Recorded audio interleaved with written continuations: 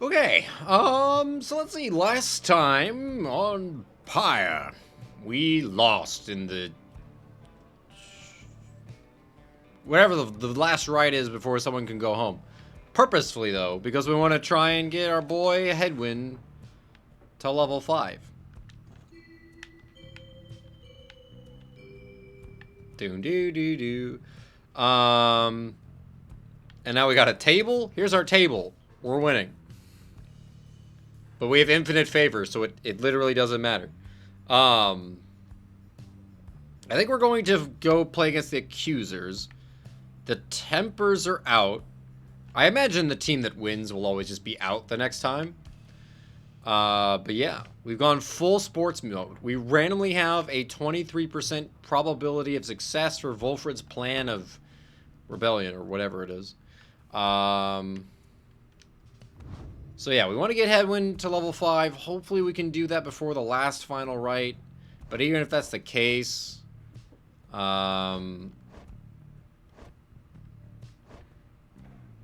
could send Worm maybe. I doubt we're going to get Pamitha up that high. But they have to be at least level 3. Maybe we send Ruki. Maybe we do that. I don't know. But anyway, we must continue our journey.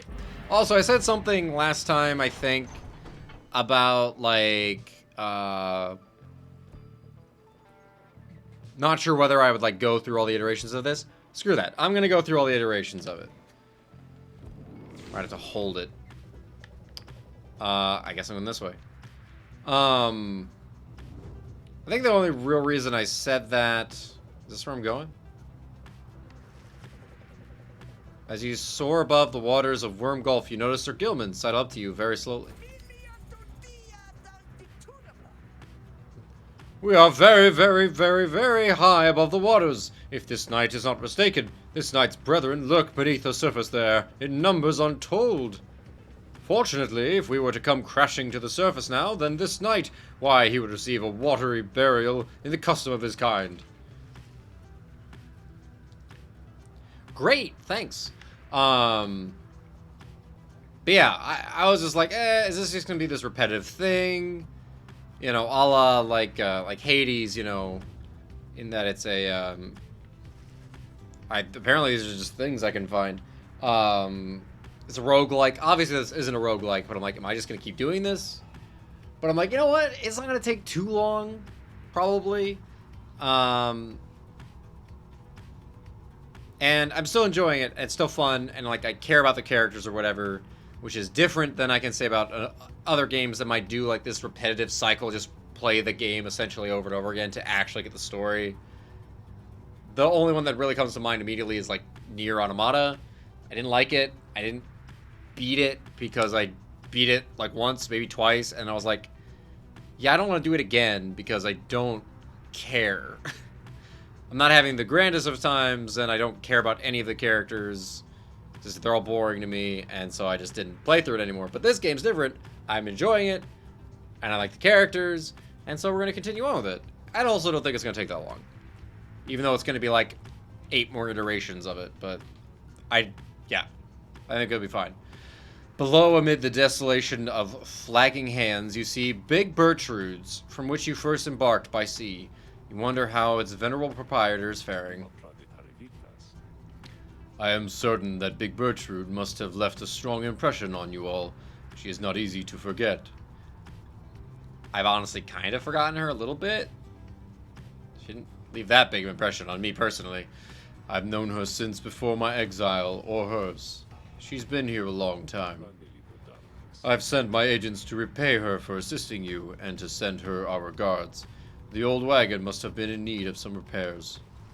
Okay, cool. I just want to get to my destination, man.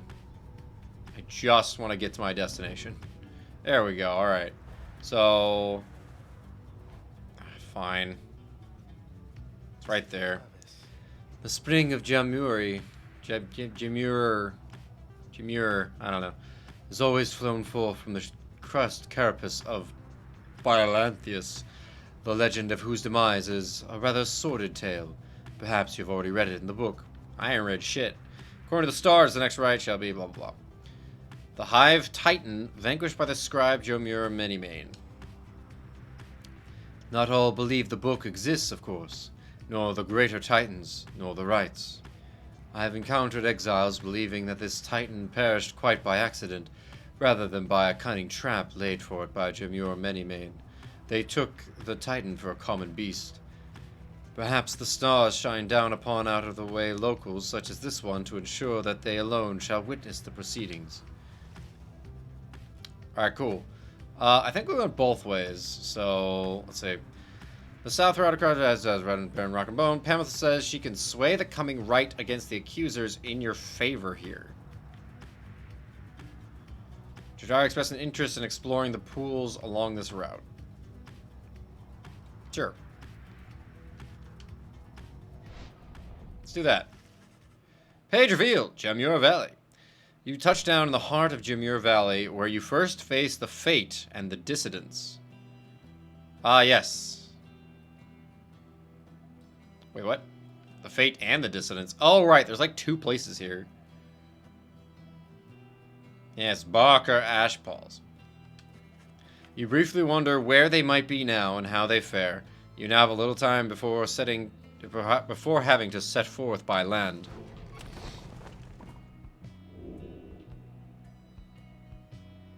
May's turn with the Beyonder Crystal. Alright. First the book. Bing. Jomur Valley. The downside prairie first appears. I don't remember. I've already forgotten the voices that I should not be trying to add to at this point. It is not. The soil there accommodates only the region's brutish native vines and overbrush. The most likely food sources proved poisonous. Thus we journeyed further north. The climate there grew fouler to my senses, though the Kur Jomur found it amenable. This sprawling valley, pocked with long, evaporated lakes, gives evidence to the monstrosities which roam this land. We found the region's western edge to be more pleasant on the whole. Therein we found sources of fresh water, whereas over to the east we found the edge of the land's most hideous decay. Alright. What? Oh, I'm in that one. Oh, that was it. Okay. Beyond our crystal.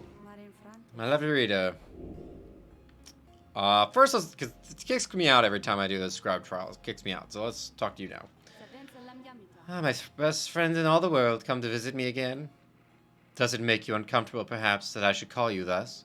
Perhaps you think that you do not yet know me very well, but I know you just fine. You reveal a great deal to me when you come visit me like this. You are not the only one who can sense things in others, you know. She laughs to herself. One learns to read a bit when forced to suddenly appear within a book for 837 years or so. Especially if one is wont to pry a little, you understand, for it gets rather boring here. I know all about you, a common wanderer who vowed to help his friends be free again, only to end up spending all his time talking to an apparition stuck in a stone. Oh, I know about your loves, or lack thereof, about your favorite pastimes, certain habits you may be somewhat loath to admit. Fear not, of course. I use this special knowledge only as a means to entertain myself, I think. And if you don't like it, why, just keep your distance, like so many of your predecessors. As for the other Beyonders, they are as wraiths to me, as I must seem to all those idiots with whom you consort. I cannot confide as easily in my own kind as I am able to confide in you. But I suppose that I have said too much. Thank you as ever for the visit. You've given me a lot to think about, more than you know. She laughs again, softly. Alright, trial time. Just name the victim, and I shall be more than pleased to make him or her suffer for a bit. Again, I have but one option. You ask Sandra to administer one of her special trials for May. I must admit, I do sense something, I do sense something from that one. I once had a wild heart myself, quite like her own. We shall see if there is more to her than that. Let us bring her forth. Soon May arrives in heed of the summons. The scribes, I think that I listened carefully that I could hear them calling out to me. To me? What? Sometimes she asks a question, and it's very confusing that she is. Like, why are you calling that? making that a question? I didn't read that at all. Whatever that said about May.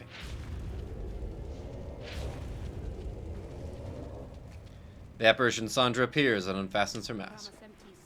Listen well, girl. The place where you reside at present has but a single rule, which is, you answer to me here. Wow, okay, I will. Such naive enthusiasm. Now be silent. It is plain to me that you have much to learn as yet about the rites, but you have learned something, and I would see you prove it, without the benefit of anyone, save for your reader. Okay. Are you out there to help me with this, mister? No. Oh, little Tezos. I didn't mean to do that at all. Oops.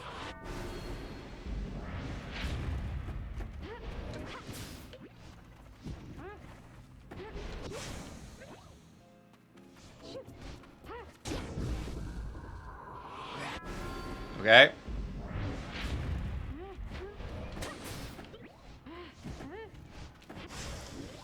Dude, not cool.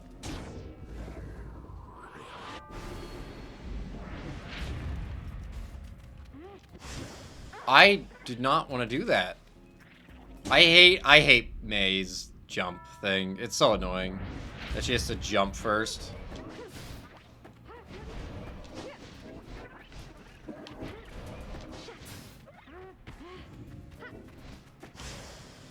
I hit the jump button. Yeah, eat shit. Again, I hit the jump button.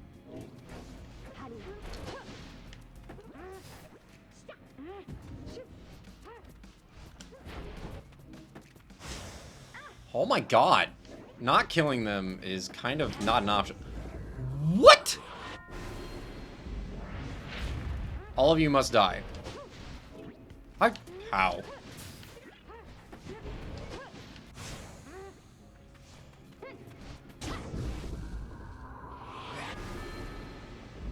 All of you must die.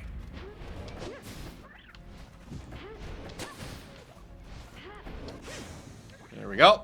Just kill them all. Forehead. That's all it is. Alright, I win. Yeah! She's so excited. Okay, how'd I do? How'd I do? I must admit that you did better than I had expected, girl. You have passed this trial of yours. Some congratulations are in order. To you, and also to your lovely reader. Now farewell. Goodbye.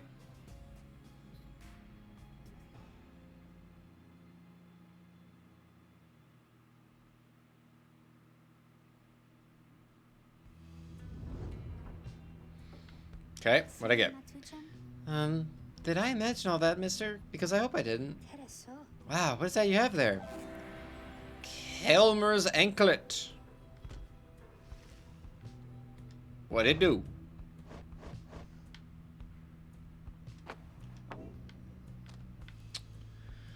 After May casts her aura, it can bounce off objects and solid surfaces. Ooh. Okay. I'll take that. What was that? Singing sands. The so-called singing sands is the sound of countless screeching wheel mites. What? Okay. Anyway. Explore Glue Hive. You end up spending part of the day with Jordariel exploring the area surrounding your wagon. You learn this area used to be a swimming hole many years ago. These waters are poisonous, but the curs who gathered here, they swam regardless. Your lasting memory of this place is standing by the shore, imagining the feel of the water. As you head back in silence, you consider which of your vocations to pursue. I mean, like...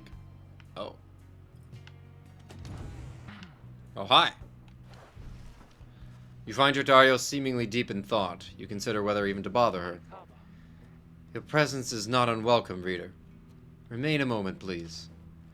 She stares at you for some time. The day marks the beginning of my 16th year in exile. You look back at her and remain silent. You sense that all she wants from you right now is for you to listen. I have kept count. put notches in my breastplate of mine for each passing day. It's a lot. Notice how much of it is frayed. 16 years, reader. The orphans whom I fostered would be long since fully grown. Some of them are likely gone. Many of them spoke of how they longed to one day serve with me on the blood border. The orphans you fostered? Sometimes I cannot help but wonder, if I were still captain, could I have protected them? Could I have made a difference? I think not. The Commonwealth and the Highwing remnants, they have fought eternally. Those such as I have come and gone throughout the age. I catch myself feeling pity for my years, but then, had I remained there on the blood border, it is unlikely I would have lived to see this day. Shit.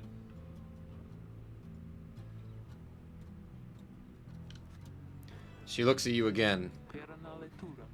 Do you know why they cast me down? I was a decorated captain. They said I was the best. She closes her eyes a moment before she continues. One day, it was a standard patrol, but I ran across a pack of harp fledglings, fully armed and preparing for a strike, but all on their own. They were nothing but for my regiment. We ensnared them all, took them in, a considerable prize. They were not yet conditioned and could be made to talk. When the order came down that they were to be executed, I could not bring myself. The Commonwealth, priding itself on mercy, committing such acts, through one such as me, it's unconscionable. That's the word. So I thought then, at least in my younger years, I let the damned birds go, made no claims as to the contrary, and turned myself in. I was cast down the following week, 16 years ago. Thus my enemies had the last laugh in that exchange. If I were faced with the same choice again today, I do not know for certain that I would have chosen just the same. Now then, I shall go and mark this occasion as I have always done. Be well, Raider. Reader. She heads out of the wagon alone. Okay, well, lore. Alright. I think we're gonna use May. I think Pamitha really needs to... Pamitha's either the first one out... Well, she still needs to get up to 3, so... I'm not that interested in using Pamitha, though.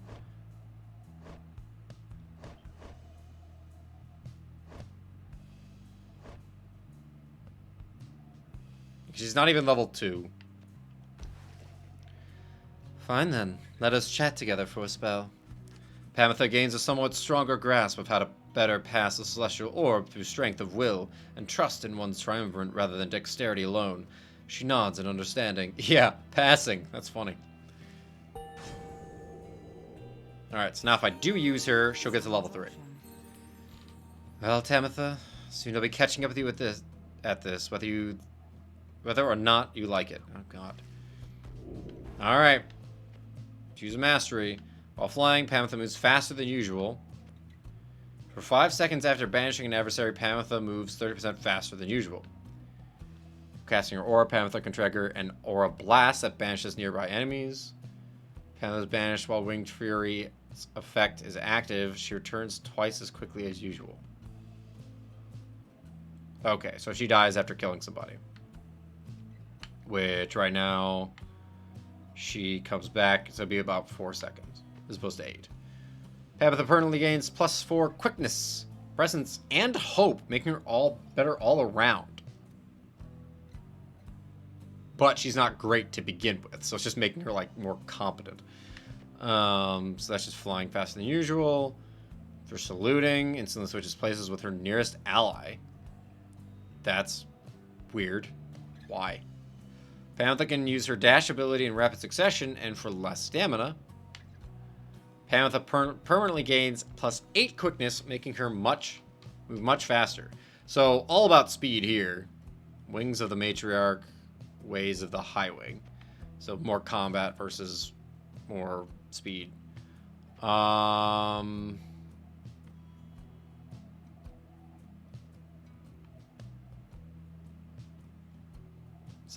Does the blast originate from where the opponent dies, or from Pamitha, or what?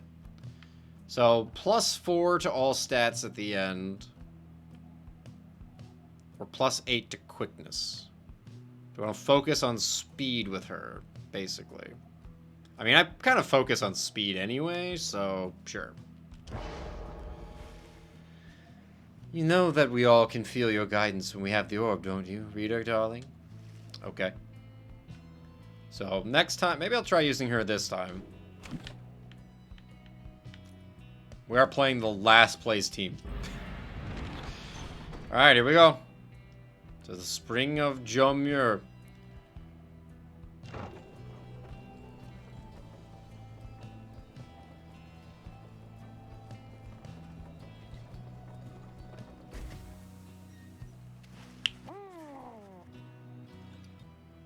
Hello, weird thing. Somewhere in the stark badlands of Jomur Valley, you run across a messenger imp come to deliver news and rumors from the other side. It must have come from one of Volfred's agents. Oh, this fucking guy. Cool. Are you gonna hit on Jodariel again? The news it bears pertains to Ignarius, whom you met when first you reached the fall of Solium to conduct the liberation rite. Already did his fearsome reputation precede him. Thus did he prevail against you to secure his freedom, 'cause I let him. The question still remained as to how a demon such as he could assimilate into polite society. He did so rather easily, by this account. Despite initial concerns from the Commonwealth leadership that one such as he must never be seen in public, he made a convincing case to open a public house with a particular theme. Its clientele believe that his appearance is a sorceress trick, and he agreed to play along for now.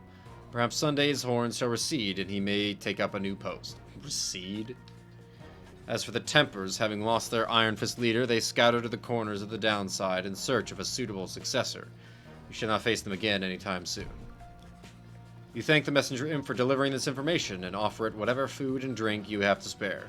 It gratefully accepts, then goes about its business soon enough. Okay. Interesting. So we'll get updates on anybody who gets out. Mine or someone else, I assume. Page revealed, the Spring of Jomur and the Scribe's deeds. What is happening with the music? Chill out. What's happening? Why is there sparkle here?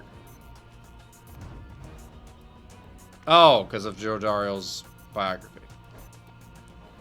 Okay. Cool, thanks. Alright, spring and something. At 4. Alright, the Scribe's deeds. I wish to be remembered not for boastfulness, thus I refrain from detailing our exploits across the land, save to say that they were numerous. Excuse me. Know that only through our combined strength of arms and wit did we withstand this savage land.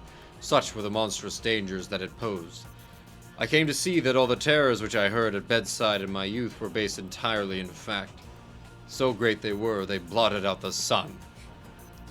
So we fought in the shade. Such was the evil that we vanquished, that the remnants of it yet shine under the stars, and in the end, it was the stars which guided us toward our truest calling. Alright. The Spring of Jomur, the squished bug thing. I ofttimes think the carapace of the Hive Titan, Balanthius, shall be an everlasting blemish on an almost splendid bit of land, but Jomur in his brashness felled the monster with a certain flair. Then the moon shone through the ridges of the massive carapace and shined upon the pooling ichor, turning it into the freshest nectar ever to be tasted. Tasted it? Gross. The spring shall flow eternally, and those who walk within it shall experience the resplendent glory of the land.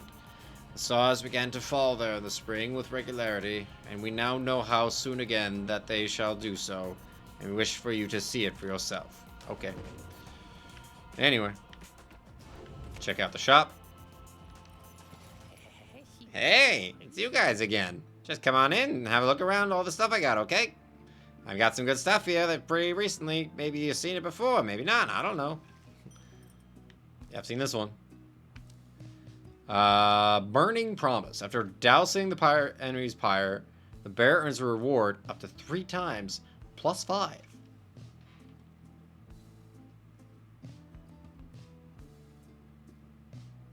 So it's only ever going to be up to 3 times.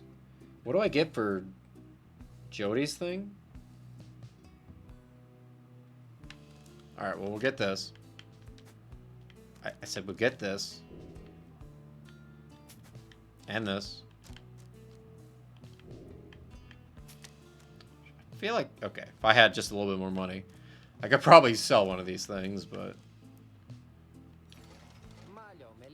That just was all mine. And Dad's, you guys. I forgot to equip things. So yeah, I can earn 20 bucks per kill. I can get $5 just for doing the objective. Let's see, we're gonna put her in probably.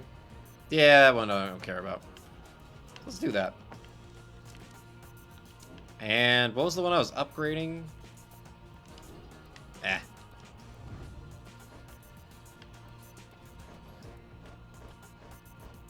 The Moon Crest. Oh, the return one, yeah. Plus 51% is already pretty decent, though.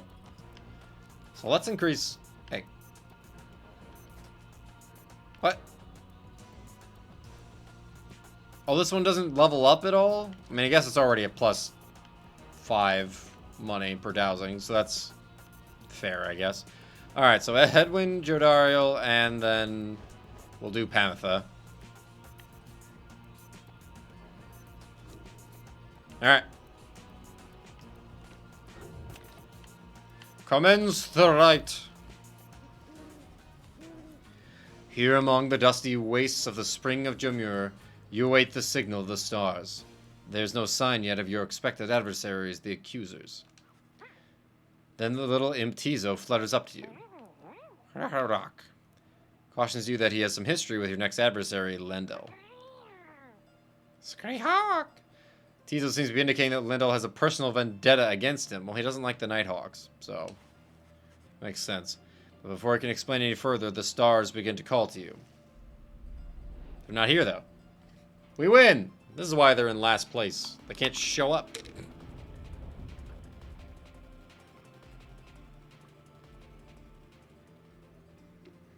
The stronger time face them, you may see the witch talismans, masters their priority tribe. Yeah. Listen, I knew this. Well, you exiles of the Night Winds. Listen! Scribe summon you to Wow. the spring of Jomur. I'm here. Your adversaries in the rites this eve shall be the accusers. Are they here? Reduce their pyre to a smolder and step closer to freedom. Freedom. Now, prepare yourselves. Your companions are assembled and ready for the rites to commence. However, there is still no sign of your adversaries, the accusers. The little Tizo screeches something, cautioning you all to stay alert. But then, someone leaps forth from the shadows. He grabs at his mask. Aha! Caught out, you miserable beast. I knew it. After all this time, I knew that you are still among their ranks. Harak! I don't want to use Tizo, dude. Tizo's angry has stumbled into an apparent trap laid for him by Lendl, or they're going to prevent me from using him. Silence, friend. You robbed me of my freedom, my dignity. You don't have any dignity, Lendl. Your evil shall be ended here and now, and you, Nightwing, shall not deny me thus again. Come then, my accusers. We must, for we face again none other than the spawn of this accursed imp, Ho the Swallow. Of the accursed imp. Let us show him now that he is a disgrace. Rude.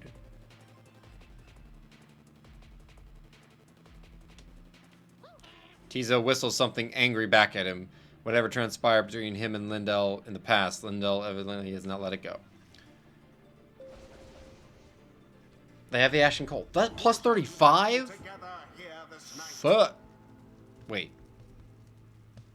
Since when do we have a bio for our enemies? Hello? What are these? Living Flame. While Bearer's Pyre has more than the adversary's, Bearer deals bonus damage. Okay, so I need to score quick. Gains 50% more stamina, letting him jump and sprint more often. When power casting, his aura travels wider longer. Okay. He has the same.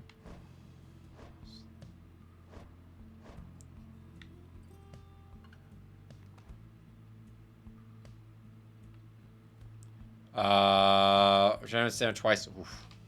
A lot of stammy. Dude, you're not even level 3. You can't get out. Because you suck. Alright. Don't I have the same thing? Yeah. Headwind has the same thing that they do. Alright, choose.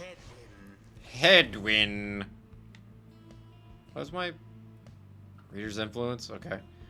Banish take 30% longer than usual to return. Wait, do I have more than them to start or not?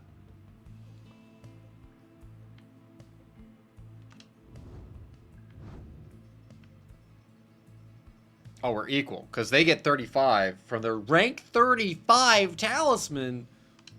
Fuck. So they last there longer, start with more. After banishing, she automatically gets it back. Okay. Kind of want you below. Alright, Pamitha. Your one deal is that you can fly faster now. With X, which is your jump.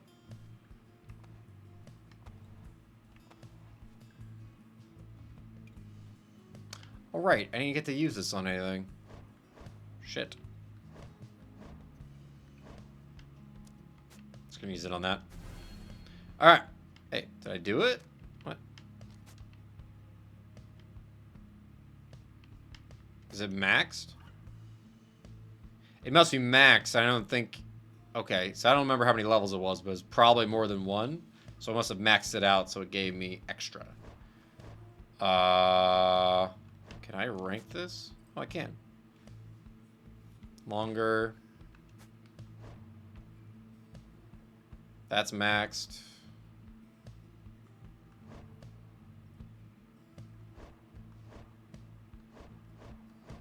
Okay, the only things I could upgrade this one. More quickness. Charge up speed 40%, or that. I don't really have anything else I want to upgrade at the moment, though. I can't upgrade these.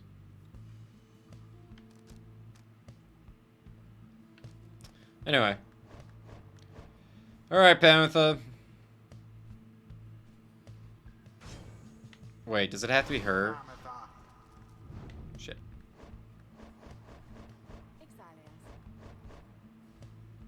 Whatever. Fuck, I forgot. I 100% forgot. They don't like to play together because they're stupid. Maybe I should do Tizo. Get him 3.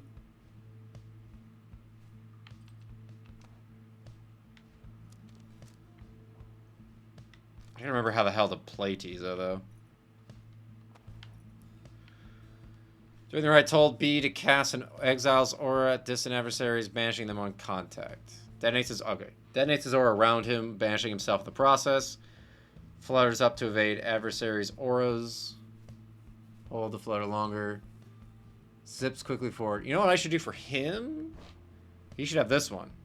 Oh, by an adversary. Never mind. That doesn't work. Shit. Maximum range, 8%.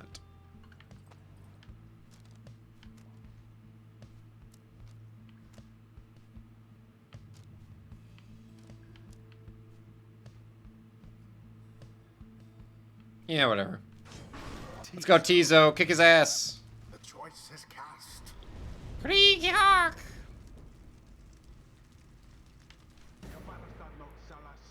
Nightwings, the wicked fiend you serve is an affront. He denied my rightful freedom in my moment of triumph. I shall never forgive him or any of you.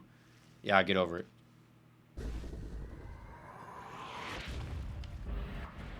Begin.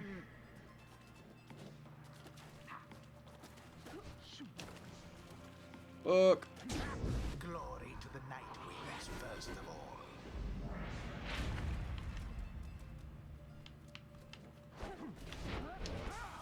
Poof goes Lendl. Poof goes Lendl. Fuck. got around. Yeah, not gonna explode.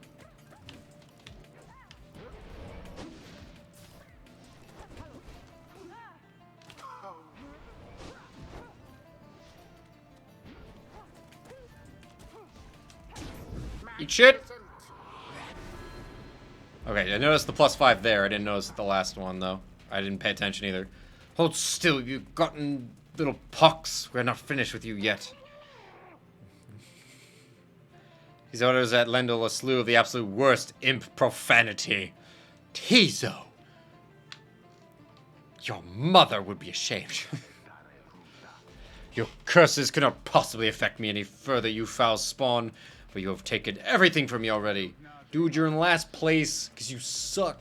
Get over it. But if I am to be trapped in this forsaken hole with you for the remainder of my days, then I shall see to it that yours shall be as doleful as my own. Alright. That Lendl certainly enjoys a rousing speech. Oh! Talk means nothing in the ranks. Eat shit. He barely finished his sentence.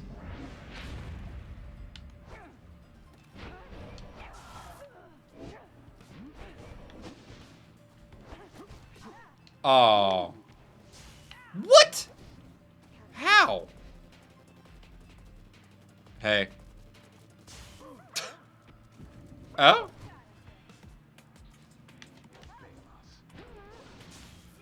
What? Yeah, come get it. Come get it.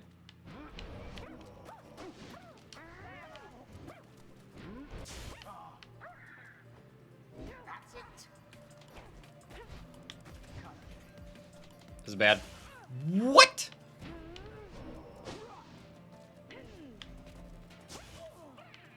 Just gonna play defense here.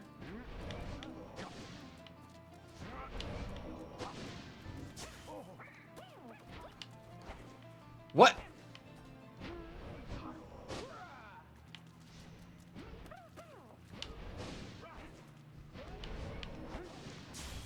I disagree. I disagree.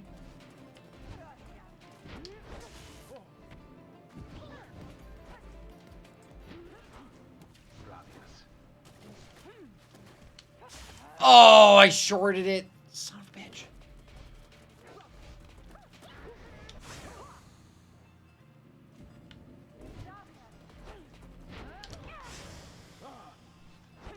Oh, that almost went in. Dude.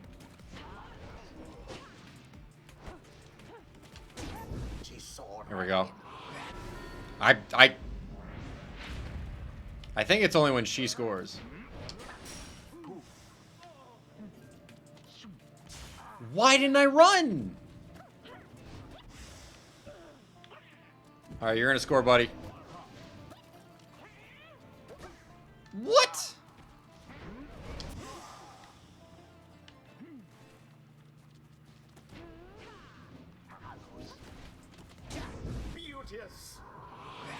Beauteous. Okay, I think she has to be the one to score.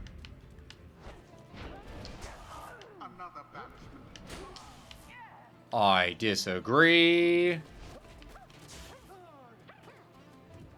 Fuck. Dude, I got stuck on this stupid rock.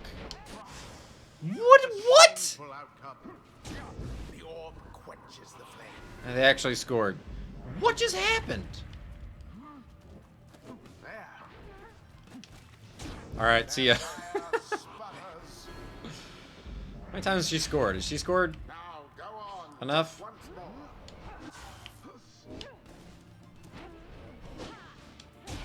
There we go. Well, that was at least 15. Cool. The Nightwings prevailed yet again. Yet again! Their hapless adversaries stood no chance. So I guess for whatever reason, whoever's the second pick is always in the middle. And whoever's first is on the right. Screehy-ha! Tell him to eat shit, Tizo. He's very pleased he prevailed, but wishes to make a quick exit at this time. Blast, where did he go? Where did he go? That infernal imp. It is a monster in disguise, a fiend. Come forth to torment me until the day I die. It's not soon enough. Denzel reappears once the coast is clear and expresses his gratitude again. What Lendell said before, if Tizo truly is descendant of Haub the Swallow, then he has quite the legacy to live up to. Indeed. There is much to learn from this experience. God, don't get shit. Yay! Imp Tizo appears to have a certain depth of knowledge. Why do you not get all the green? I don't understand. Just had a flash of inspiration about his role in the Rights and as a part of the Nightwings. Inspiration prevailed in the right, conducted the right. I guess... Is the inspiration the green?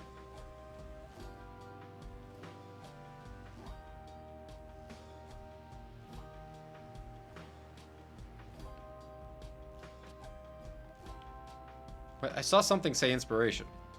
Didn't I? Oh, was that just that I saw? Well, okay. I don't know why it's here. I'm not over the green. Exiles gain enlightenment twice as quickly while they have inspiration. Current inspiration 250. Exiles who do not conduct the rites gain inspiration rather than enlightenment.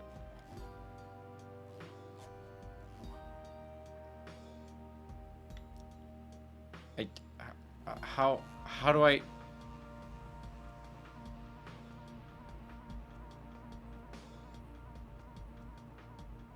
How do I have inspiration? I don't... Whatever.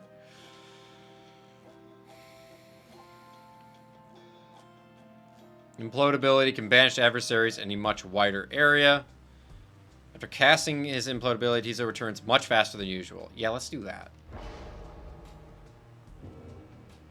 There we go. Wings could speed us on toward greater understanding. Yeah, anyway. All in all, having to unlearn everything I've learned is going somewhat faster than expected. Okay.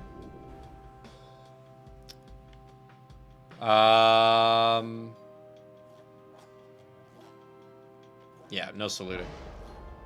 I guess I could pick this then if I'm not gonna... Well, assuming she's ever gonna get to level 5. Alright. So, now she wraps Succession in for less stamina. Okay. Until the next right. Right. We're just beaten down on the last place team. But he's an asshole, so I don't care. After besting the accusers with great prowess, the time has come for you to search the stars again and determine where next they shall take you. The stars yet shine for you, revealing various paths forward. What we got? Trieste. Gaul. Millith. All frickin'... Oh yeah, planner. So we've beaten the dead last teams. So Withdrawn are still the highest favored team. And the Dissidents, Essence. Chastity was also scary. So like... I'm guessing if I choose to go against the Withdrawn, then I will not fight them in the final. I would assume. Or put them in even keel with the Dissidents. So what I have? The Withdrawn, the Pyre Hearts, and them. Yeah, let's go against the Withdrawn.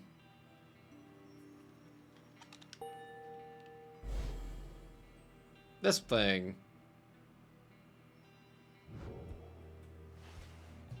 I don't know, it just feels kind of... Like, I get that it is a choice that does have an effect, but it's still, at the end of the day, is kind of pointless. Like, you're just going to play against everybody, and you're going to fight whoever you're going to fight.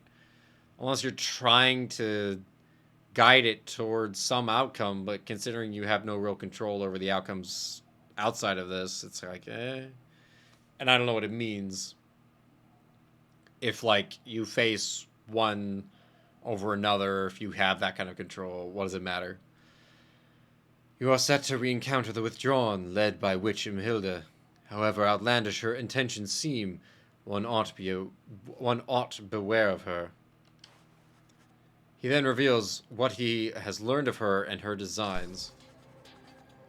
Witch Imhilda, one of the bog dwellers and head of Withdrawn, a triumvirate more interested in legends of Ilsach, the Astralborn, than in the rites. Her kind was known to be reclusive in the Commonwealth, yet she was brazen in her disdain for common values. She practiced the unspeakable. Somehow, one day her research into flammable reagents grew into an obsession with Ilsach, despite widely held belief that he is dead or never did exist.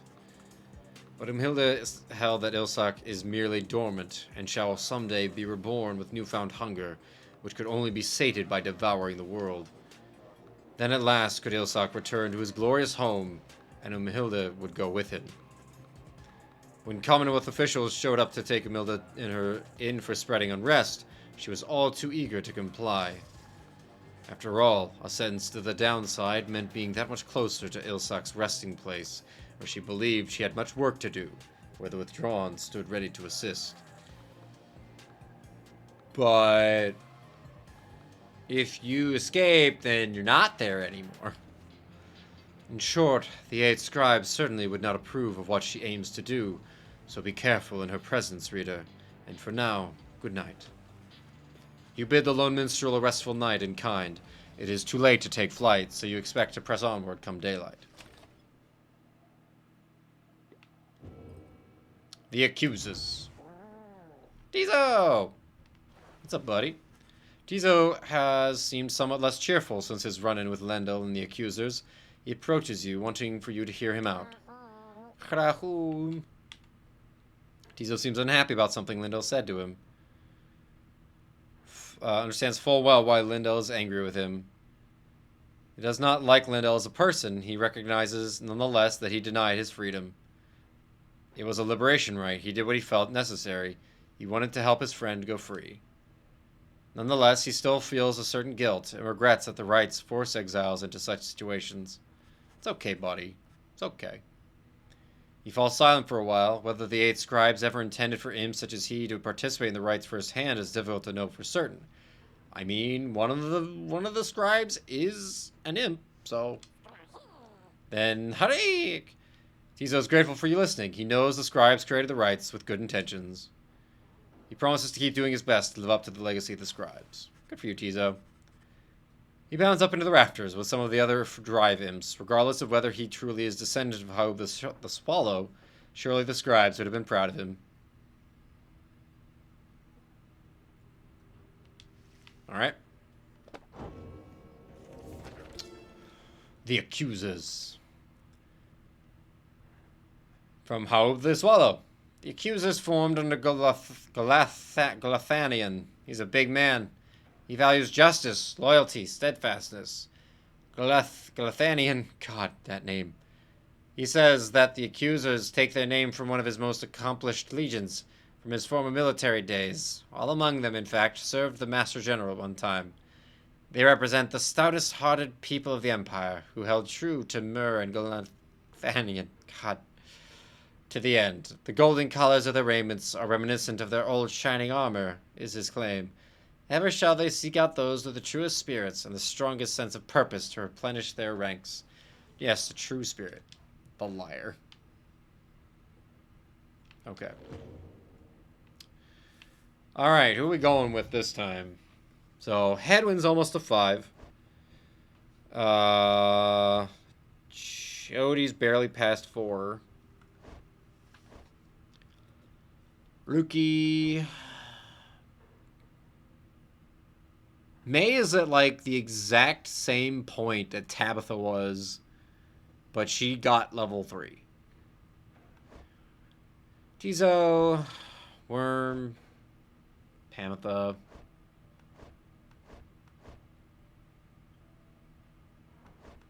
So, everyone's level 3, which means everyone can leave at the end.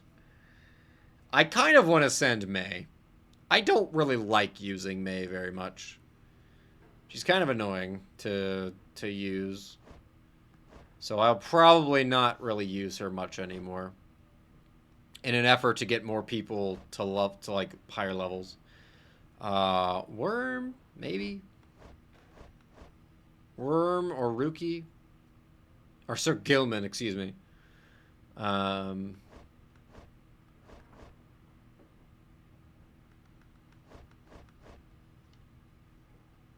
don't know. We'll see how it plays out. Oh yeah, I gotta look at the the table, man. Yo, we're at 26%.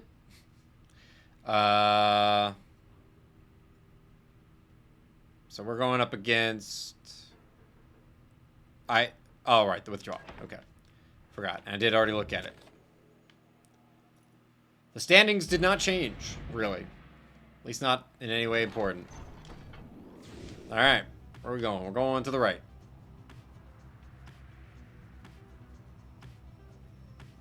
And then down.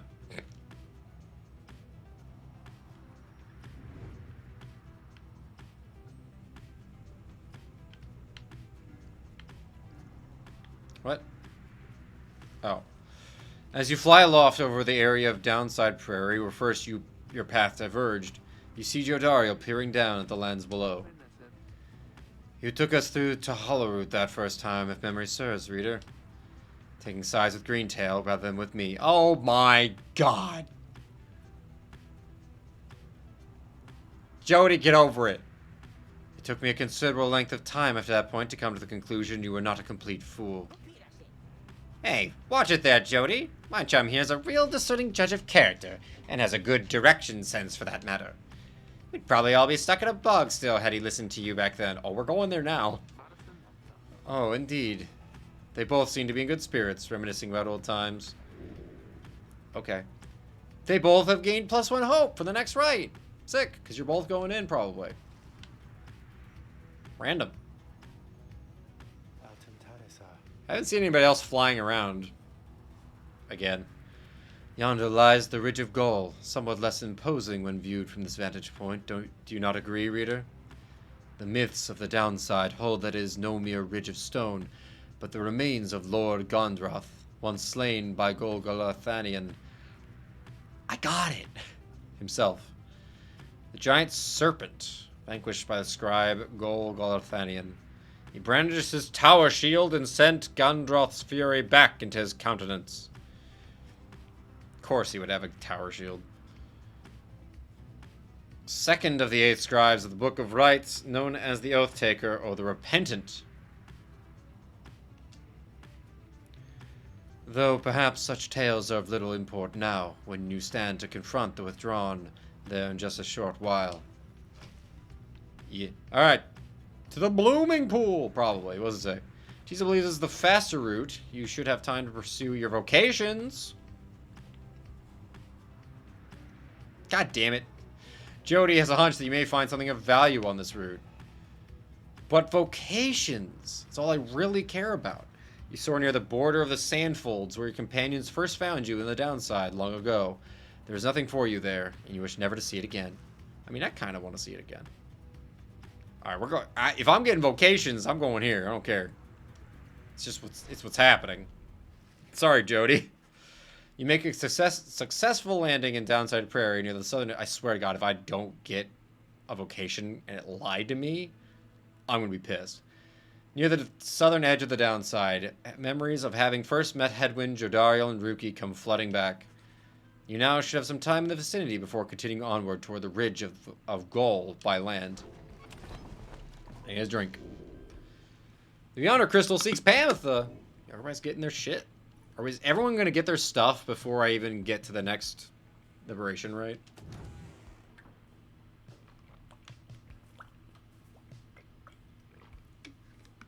This place is getting crowded. Downsider Clinger. Yields fruit from time to time, though only if one says the magic word. Please. A keepsake from Downside Prairie. Alright, what page we got? The Downside Prairie? The Downside is connected to our realm via a single artery, the river named for our prestigious sap colleague, Lusclorian. That river gushes into seeming nothingness. That seeming nothingness turns out, of course, to be the downside. Its existence undermines thousands of years of thought about the composition of our world. Okay, it's confusing for a second because you said our realm, and I was just like, we only ever talk about the downside, really, so that was weird. Okay. Wait. The river up in the Commonwealth is named after Lusclorian, not down here? That's weird. Its existence undermines thousands of years of thought about the composition of our world. The downsides or the rivers? Probably the downside. The downside southern edge we call the Sandfolds. It is a desecrated wasteland, speaking well to this land's lack of hospitality. Here, the strength of many who survive the river journey finally fails. If only they could clamber further north, where lies the verdant downside prairie, a better place to perish, to be sure. So everyone falls into the Sandfolds? Kinda, maybe, sorta? Alright, hold on. Alright. What's on your mind? You know, my lovely reader, I must admit that I did not expect your little followers to be quite so receptive to instruction as thus far they have proved. I know not whether they owe it all to you, or have somewhat more to them than I was first inclined to think. In any case, however, I am pleased that they are not entirely disgraceful. I like to keep my expectations well in check, seeing as I have been thus expelled until the end of time, so it is pleasant when those expectations are exceeded every now and then. Although I cannot quite recall when last that was. But the best part of all this is, if this are these brief times in which you visit my domain. I know you cannot for long. This damned crystal in which I am enthralled shall see to that. Though, as you have perhaps surmised, whenever it decides that one of your little friends is worthwhile enough, why, I can offer them a trial, and likewise I can offer you a chat. Sometimes I think, as you achieve those trials of mine, perhaps it does something to trim the length of my eternal banishment. Eternity being what it is, however, perhaps not. Still, if the trophies of those blasted scribes are worth something to you, then all you need is but to brave my trials, and they can be yours, and perhaps there's good in it for me as well. Then something changes in her, and she changes the subject. I've likely said too much. I'm not to influence you in your use of the Beyonder Crystal. It is not there to be tampered with by anyone, including me. Forget what I said. I mean, whatever. I didn't change my mind on anything. Here we go. Certainly, my reader. You need but indicate who is to be my subject for this round. Pamatha. You ask Condor to minister one of her special trusts for Pamatha. Oh, you mean that feisty harp? She may yet be taught some manners, I should think. I shall attempt to bring her down to size. Let us bring her forth. Soon Pamatha arrives in heat of the summons. You called for me, reader darling? Ah, it's that crystal. Then let's hash it out. I'm ready. She knows, I guess. Somehow. Harps such as Pamatha have a very high mobility in the rights and can fly clear over their adversaries. Except when they don't, because they just jump up and get you.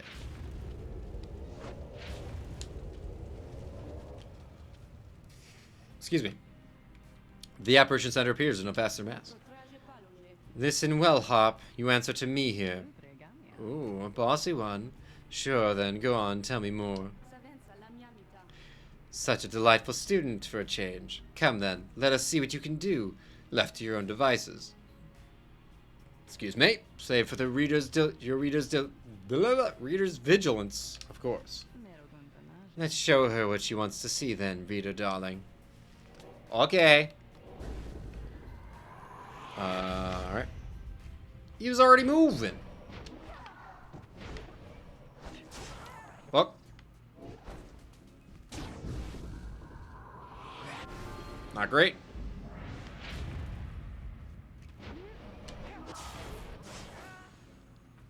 Dude. That was bullshit.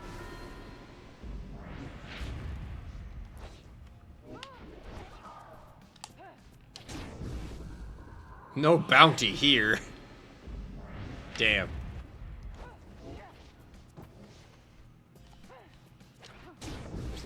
Just fly over everybody.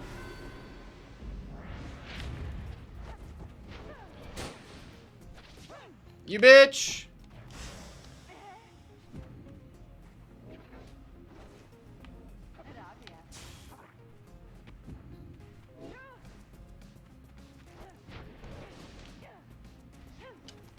Please! Fuck you! Dude! This is not fair.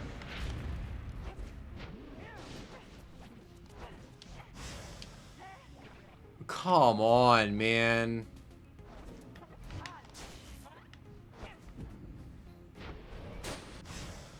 Oh my god!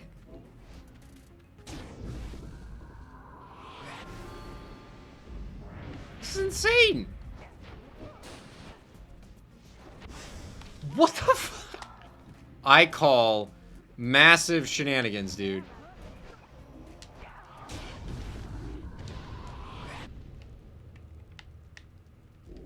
Absolute bullshit. Absolute bullshit.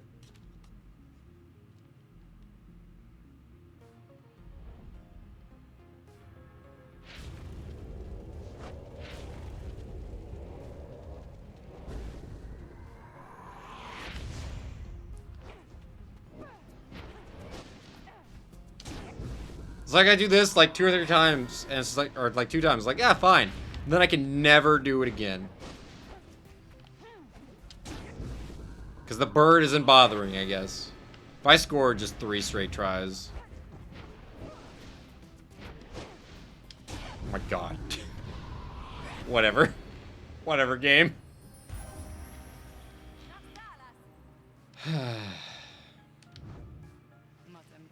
Now there, is everyone happy? Oh, happy as can be, my doubtless pretty harp. So good of you to ask. On top of that, your performance was sufficient, and you passed my test. Yeah, that first one that didn't happen. Therefore, I was perfect.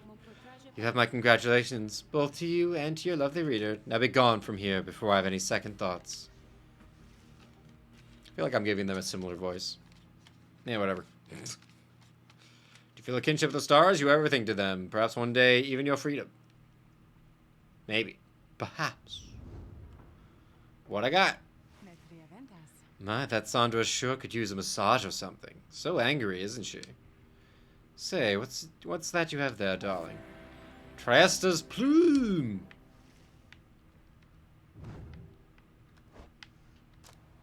What am I not exchanging this with?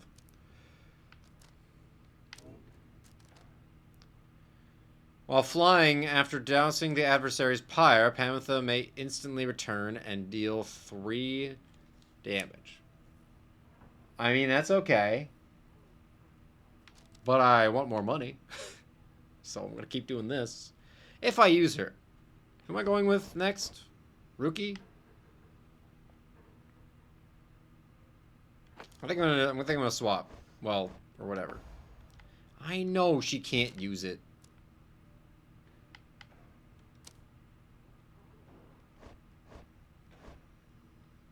What? Oh. It just moved it there. I was gonna say, I can upgrade her thing.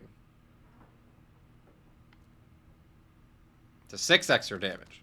I don't really care that much about extra damage. Like, it would have to jump up a lot for you to do a ton of damage, stuff like that, to really matter. Alright, so yeah, I think we're gonna do Rookie next time.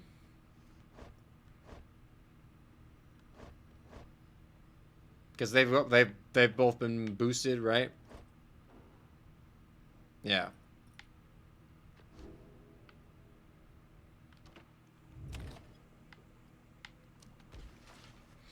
You spend a quiet afternoon in the lush overgrowth of Blooming Pool, surveying the area with some of your companions.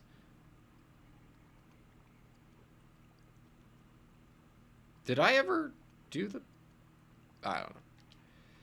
Skrock? Teeth was wondering if there's something of... or is there anything of note in the surrounding area. This night's keen eye has witnessed nothing of significance nearby. Your investigation yields nothing of note. The three of you return to the wagon for the remainder of the day, where you should have time to pursue your vacations. Okay. I was like, did I get to do my vocations?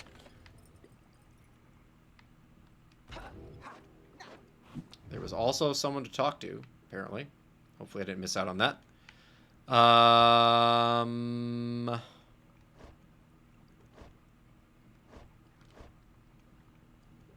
What is her thing?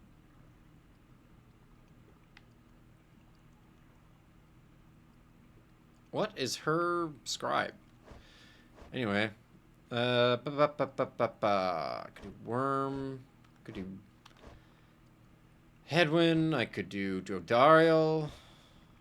Do Rookie. I'll do Rookie. Sure, chum. I could go for some enlightenment right now. Might take the edge off. You and Rookie go over to his understanding of his aura and his connection to his presence, both physical and spiritual. The discussion proves informative. The wrongdoings manifest. Interesting. I wonder what that implies with, like, the different types of aura attacks. Might even get to 4 in the next fight. Tell me something. What's it saying about me with how my aura is kind of small, eh, chum? Okay. Okay. Who's in here? Oh, Rookie. You find Rookie having just put back his Greentail family portrait. There's something of a wistful look in his eyes. Then something comes over him and he moves in close, lowering his voice. Look, chum, I gotta level with you about something here real quick. Truth is that I haven't been entirely upfront with you about my family situation. He hesitates a while, then... We ain't exactly quite as rich as I've been letting on. I mean, we do just fine, and we got lots of money stored away. It's just mostly locked up in savings bonds, and... He seems to catch himself in the middle of another tall tale and relents before you can respond one way or another. The situation is my mom back on the other side. She needs a little bit of help, financially and otherwise. All she's got now are my knuckle-headed uncles to keep her steady. I always told her I'd make something of myself, you know? I was just a clerk in her shop.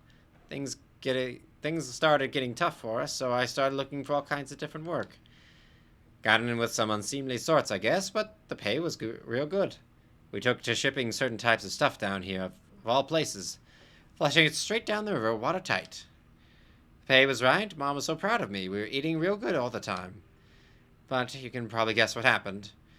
I barely scraped by after they flushed me down here. Would have been food for a bunch of howlers had Jody not bailed me out of a tough spot one fine evening. As for my mom, she doesn't know the half of it. My uncles told her I'm away on business. Not entirely untrue, I guess, but if she knew, it'd break her poor heart. So, don't know how else to put this, chum, but I want to get out of here. Get back to what I was doing back home. On the straight and narrow, though. I'd go straight this time, for sure. Just don't go telling everybody that old Rookie Greentail's just a mama's boy, okay? I got a certain reputation to uphold. Okay.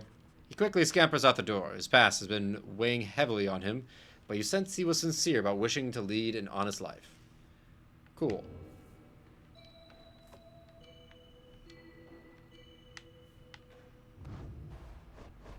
There.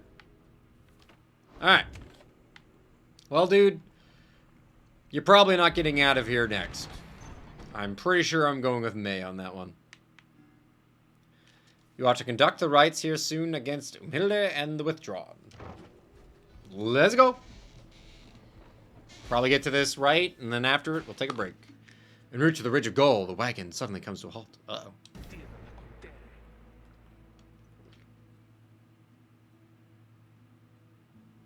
What? The fuck? That does it. I'm leaving. Oh, God. Damn it, Pamitha! The cause of Jodorio's outburst soon becomes apparent. Well, Rita, darling, at least some of us know how to take a joke, wouldn't you say? Look, she was reminiscing once again about her soldier days, and I just happened to point out, I may have suggested the fiery destruction of the Spiral Sanctum happened on her former unit's watch. I mean, didn't it? Not that she would have made much of a difference. She had been Had she been there herself, she ought to thank the saint that she was spared by her exile here. Okay. I thought she held no love for your commonwealth. I shall never understand what it is your people ever saw in the dreadful place. But I guess I hit a sore spot. I mean, yeah, it's kind of a dick move. Because, like, her troop were, like, people that she probably cared about. They probably died. So that's kind of a dick move, Panther. Not gonna lie. I should probably apologize. She swoops off. There's no sign of either one of them. So they're both out. You organize a small search, proves fruitless, but then... Oh. Jordario returns alone, as if nothing happened. She's back to her calm self. Let us continue. I regret the interruption. Pamela soon comes back as well. Ah. Oh, don't you worry, darling. I have definitely patched things up between us, honest. At least, I think perhaps I didn't make things worse. She returns to her business in the wagon. You make sure to resume your travels, but make a note to follow up with them. Can they play together now? I don't know how I know before I get screwed by picking one and can't do the other. It's kind of annoying that you can't, like, unpick somebody. Freedom Pact. What? You sound pouty. You find Pamitha in the midst of a heated conversation. All I'm saying is we're limiting not only our own chances individually, but all your friends' chances as well. Jordario seems to be considering whatever it is that Pamitha proposed. Reader, the harp here is suggesting that perhaps it would be best if I were to form an alliance with the ones whom I fought for the better part of my life. Just with me, Jordario. I cannot vouch for anybody else. How utterly absurd. If we were in the Commonwealth, I would not have stayed my hand against her. That I can say for certain. However, as Hedwyn would say, what happened back there, perhaps none of that matters anymore. What matters more is what we do from here. That is to say, I'm willing to give it a shot. You mean you'd be willing to get the rights with me? Oh, thanks for telling me, game. Yes. Excellent. I knew that you would come around. Thought you'd never come around, but I ought to give her the benefit of the doubt here. What was that internal monologue I was privy to? What? I'm grateful for your open-mindedness. No need to let old enmities between our ancestors ruin things between us. Or the others in our little party, for that matter. After all, do not push it with me, Harp. We shall see if the reader here is thus inclined to pair us in the coming rites. I am willing to defer to him. Anyway, you see, I think I managed to make amends there. Dallas will get on swimmingly in no time. Are they going to be like Gimli and Legolas? Become best buds by the end? Probably not. Not if I, like, send one of them next. Are now willing to conduct the rites for better. Hope for the best. Alright. The Freedom Pact. We rid the land of an impending doom, but faced another of its kind. For we knew that we were trapped. Yet for each danger which we faced, for every failed ambush by Ark, we met with gentle souls and kindred spirits in the downside, who deserved more than a fade from memory within this land. It was then that the stars showed us the way. I don't know why I insert words. Delineating a great voyage across the sea. Near broken we became, but then at last a moonlit vision, that of the rites. The rites! Thus shall they say of us, the 8 scribes gave their freedom so that we may yet have ours. Okay. The Ridge of Soul. I definitely thought that was an O, and I was like, the Rios? Rioj? What?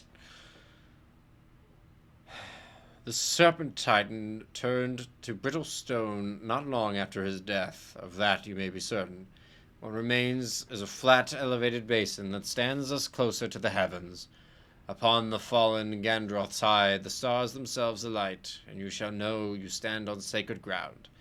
We set the metal whoops. I hit a button. We set the metal sigils, lit the candle flames, and we emblazoned on the rock-like forms the sigil of our passage to and from this land, and then the stars themselves, they did reply to us. They sang, shining bright, their voices loud and clear. We understood their cadence, and we knew how often to return. Oh. Okay.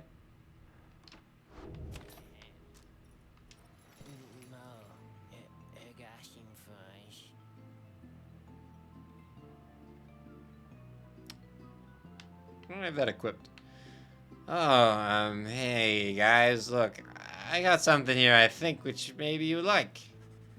He shows you several bottles of multicolored liquids of some sort. Sun serum, star serum, and moon serum. For the next rite, grants +4 hope. Usable once. +4 quickness. +4 presence. Yeah, they taste pretty good, I guess. And besides, they can give you just the little lift you need, know what I mean? You get thirsty for them? Don't even worry, I can get more soon. Okay.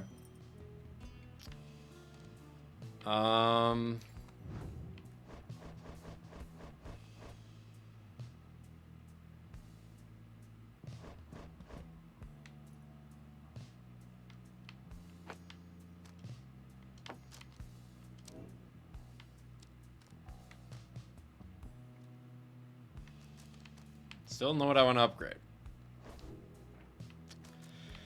Do I need to buy anything from you? I want to just buy this to have it.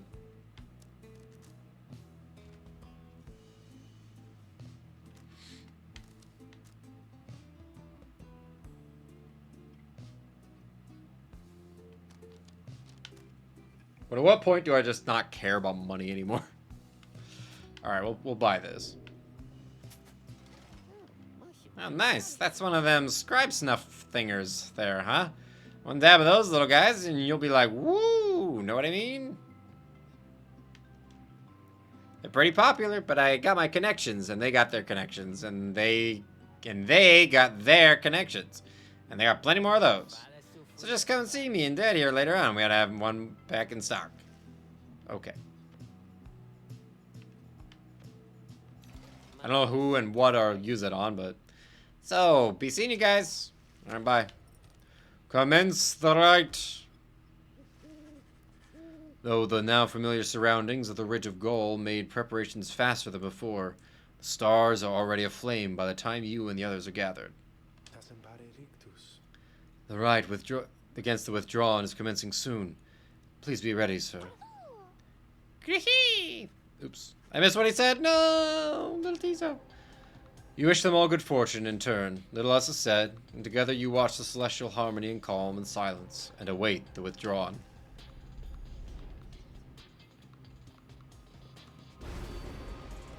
The fuck?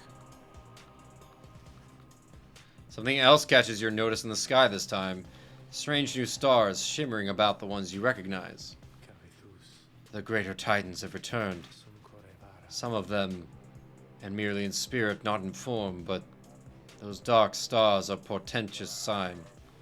Though they may light your way, beware the path which they illuminate, reader. Henceforth you may invite the influence of the Titan stars. Omens in the night sky, each representing one of the downside's mythical monstrosities. Use the Titan stars for a greater challenge. Slain or routed long ago, the greater Titans are an indelible part of the legend of the Eight Scribes. So these are the black stars that I've seen. But why would I want a greater challenge? What is the benefit for me? Behold, the Titan stars. He sounds bored. Isaac, Astral Born. Your adversary shall be more cunning and much quicker to react. Call upon this Titan stars to rank up faster. Interact to activate this Titan's effect. Limbless Arazek. Your adversaries each shall have +8 hope, making them return sooner after banishment. At the start of this rite, your Pyre shall automatically suffer damage, -30. I mean, I feel like I could do around all of these, but this one's more vague and scares me. Man, that's... Isaac, that's freaking weird. I don't even know what the hell I'm looking at. Don't I have a health increase? So this would seem the best for me to use. Endriga, the widow. Oh, I can do all of them. Limbless Erzek. Herzek. Islak Astralborn. Wait, is that always plus 10? Oh god, this one's gonna be the worst then. Alright, but fuck it, let's do it. Let's give it a go. Let's have all 3 Titan stars, man. This is gonna suck. We're definitely going with the original 3. But that experience, though.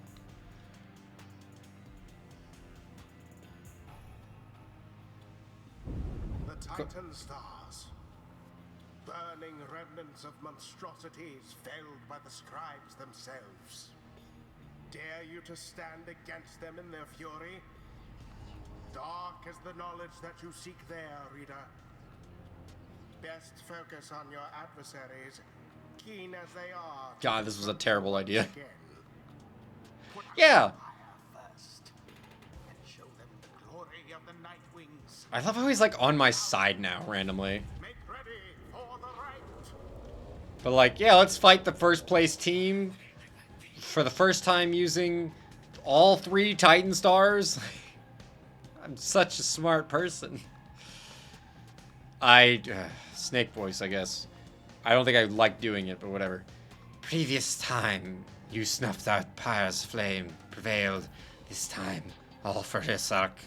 No matter the result, and no matter the cost. Your adversaries are prepared, reader, who shall conduct the rites on your behalf. Alright, first we gotta check them out.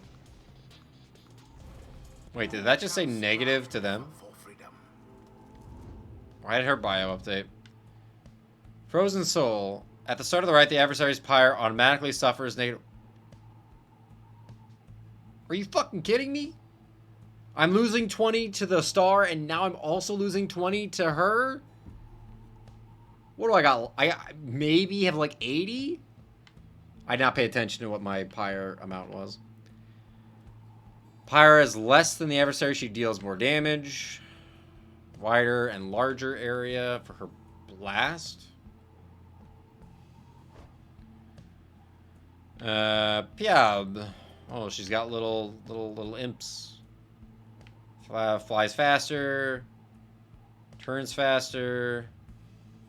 Wider area. More damage. Fuck. Okay. That is a lot of hope. Don't plan on anybody staying dead. Alright. Sure there's a way to look at my pyre amount, just like to start. Okay, so yeah, Headwind. He's probably gonna get level 5 from this. I mean, still.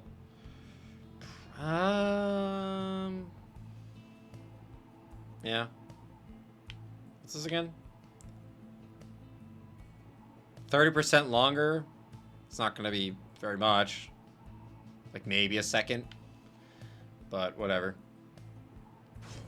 Jodariel. 85. Alright. Jodariel. A little extra damage. Which, like, I have his mastery. Why doesn't it just show up in my glory then? His rank is insignificant. Banishes adversaries by casting his aura. The banish them. The blast can banish nearby adversaries. This is really not the best team for this, but whatever. Alright. Oh, I guess I should look at her upgraded or her updated thing that I don't care about. Alright, cool. It's been looked at.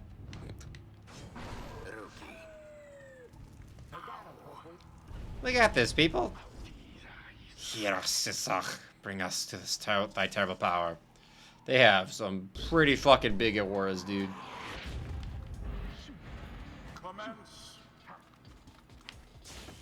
Fuck. The orbs unclaimed again.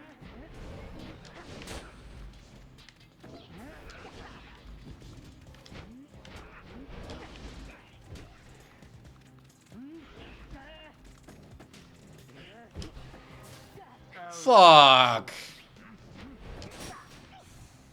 Oh, I thought it was gonna be 3. Dude.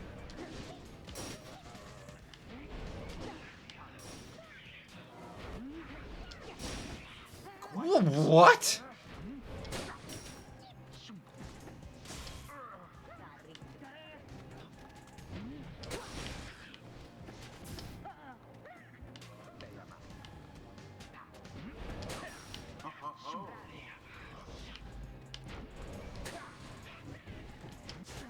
What just...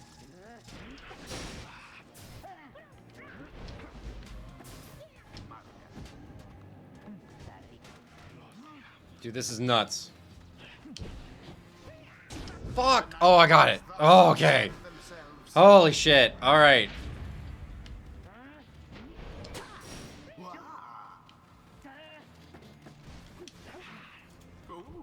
Where am I? Where's the ball? Oh, I got it. Okay.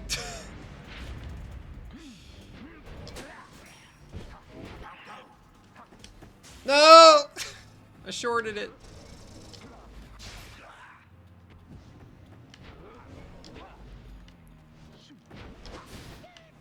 Oh.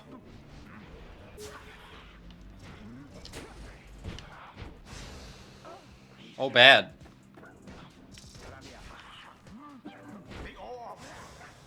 What a bitch! What just happened?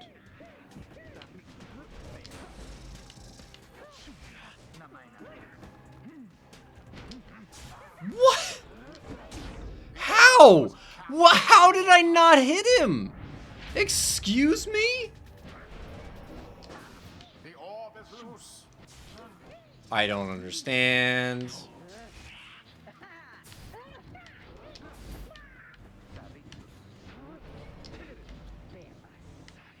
Who am I controlling? I couldn't move. It went through?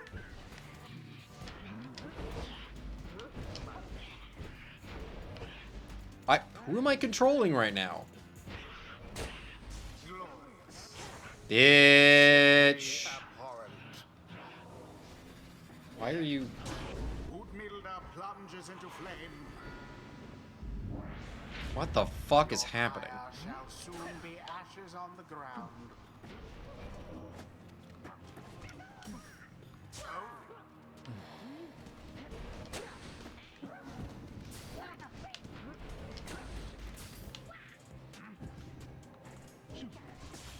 Dude!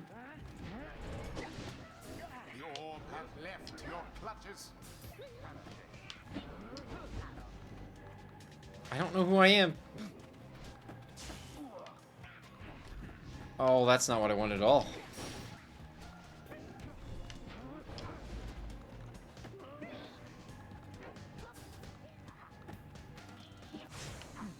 One triumvirate stab, the orb engulfed in fire. Thank God. Why is he even showing this? Oh, that's her with her mask on. I was like, wait, that's not an imp. Who is this? And against us once more again, beyond, irrelevant to us, or to blah blah blah.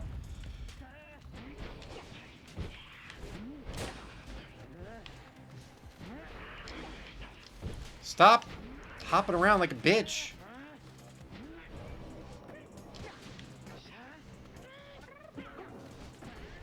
The orb slips from your clutches.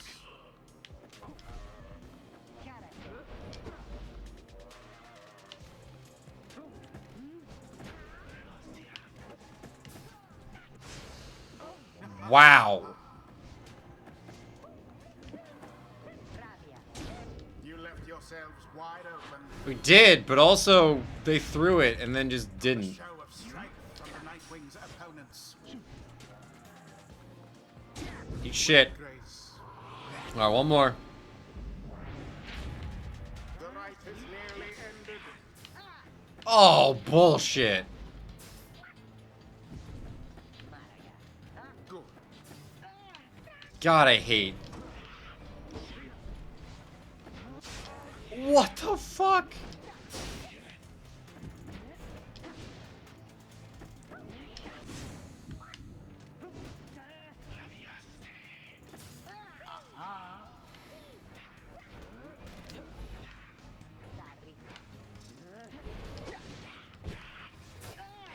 Whoa! What? What just happened?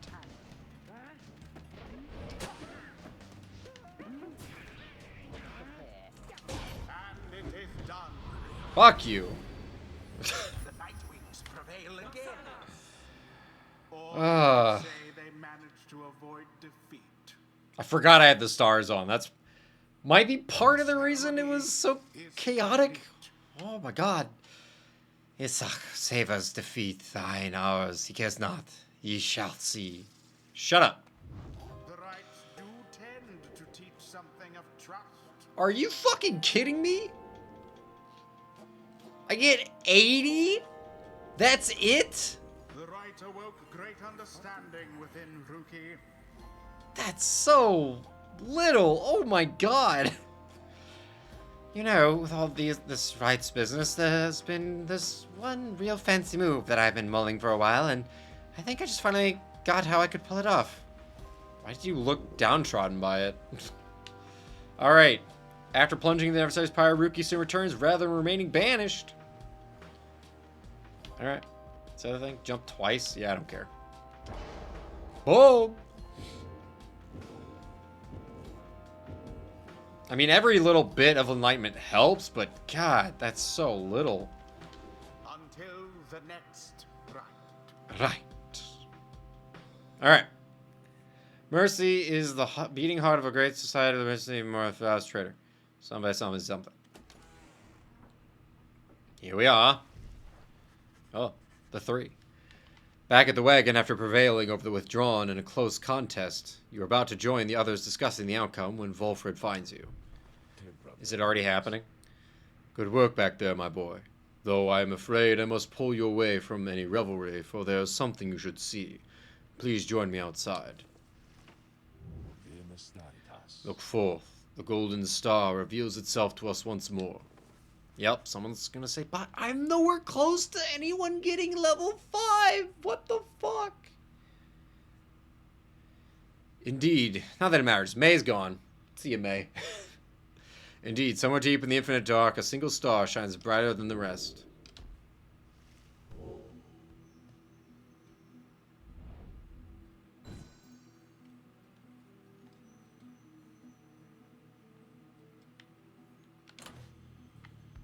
The dissidents.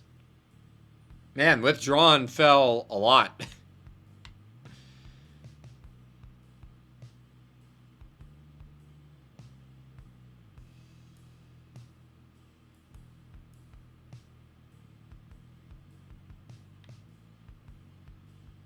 %.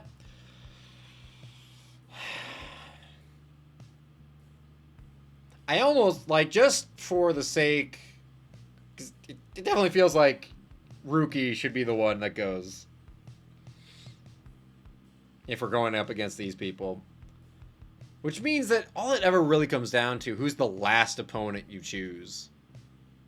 Like, to a certain extent. Like, you're really only picking, like, who you don't want to face, and then which 2 or so do you want to face, maybe, at the end. Like in the last one. So do I pick Ruki for, like, the sake of story, because they're going against the dissidents, or do I just have May go? Because May doesn't have a connection. May's only connection would be, Fate. It's like, you know, with the boy. But I'm sure she wouldn't really want to make him lose either. I am not picking any Titan stars for this shit. Yep. Alright, May. You're gonna deny a dog his right to leave. The rites are calling you again to the fall of Solium, where one among you may go free should you prevail. It is as we discussed. The cycle of the rites is beginning to turn more quickly. Perhaps the scribes themselves have taken notice. Fortunately, having more frequent opportunities to free ourselves is not unwelcome to our plan. I suppose it's good for everyone, including the dissidents who will oppose us next. Getting to Mount Olodil ought to be a little easier than before, at least. We should be able to make landing near to some of the old monuments to the scribes. Let us set forth at dawn. Soon everyone is off to rest, as best as they are able, knowing that another chance at liberty for one of them shall soon present itself. Alright. Holy shit. That's so much reading. Oh my god, it couldn't even fit all the notifications. Alright, I'm going to take a quick break. When we come back, lots of reading, and then on to the next Liberation Rite. So, I'll be back in just a little bit. Thanks for watching.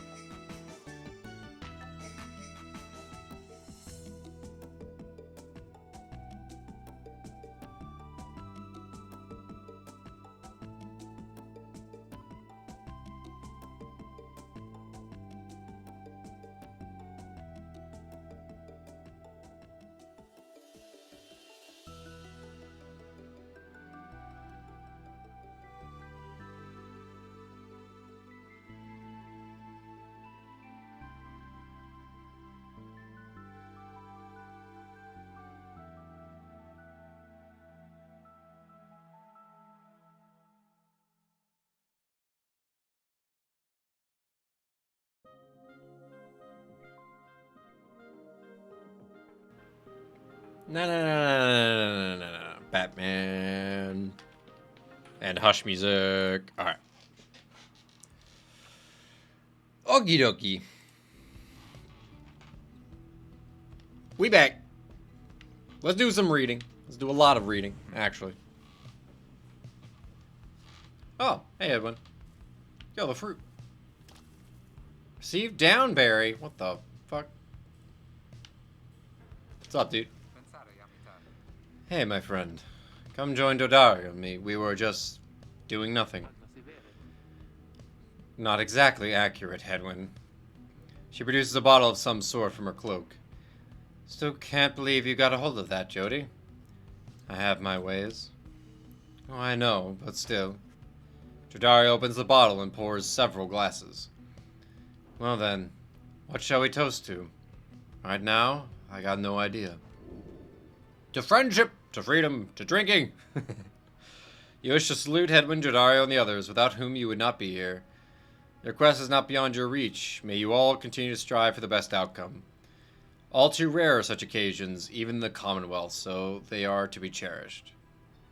These are all fairly good reasons to toast, honestly. I'm all about that friendship, though, dude. Let's do friendship. You raise a toast to friendship, giving thanks to Hedwin and Jodariel for putting their faith in you. You know all too well where you would be if not for them. Would that you knew such company as this back when you had your so-called freedom in the Commonwealth. Life takes strange turns, and for some of them, you're grateful. Damn right, my friend. I'll drink to that. And so they do. And they get depressed, I guess. I still don't know what that's supposed to signify. The bit of revelry is all too brief, but afterward you feel as though a burden has been lifted from your shoulders for the time. Let us save the rest for later then. Good evening to you both. You go your separate ways for now. Alright. Reading time! A shit ton of it. I don't even know. Oh, a little indicator on the page corner also. Okay. In the words of the Under King Oars, the sea sojourner, the sea stars strange beneath the sea, shine strange. This one dared rise from the waters so that he could see them plain, the burning essences of those who came before. Our lives are but a quest to join the stars. This one longed to be the brightest, but in the downside this one met those whose stars shall doubtless burn at least as hot. Together we achieved great deeds. You may have seen some evidence of it, the remains of the greater Titans, which once darkened this dark land. But in our kinship was the strength to conquer them. It is this one's humble charge to chronicle those deeds, and may the Titan stars never stain the sky during your time. Oops.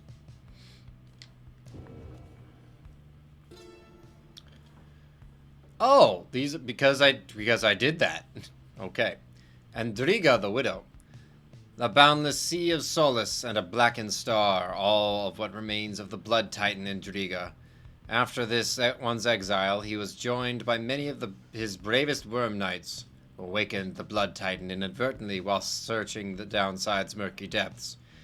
Andriga was most displeased to see her hibernation end, and vowed to 4 ages of torment on us and on our sea dominion.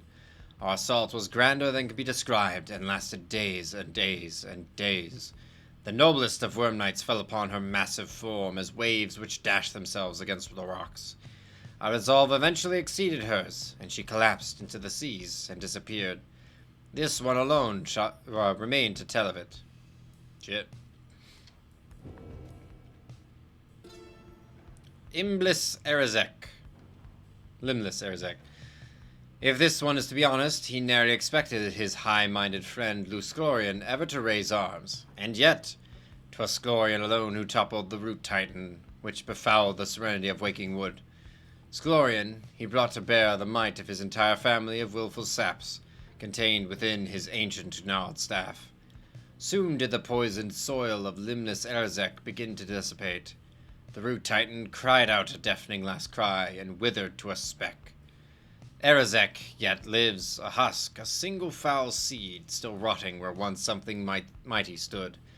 Sclorian, in his mercy, deigned that the surrounding woods ought to grow bold and strong by casting off the influence of Arazek, not by forgetting him. And then... Isak, Astralborn.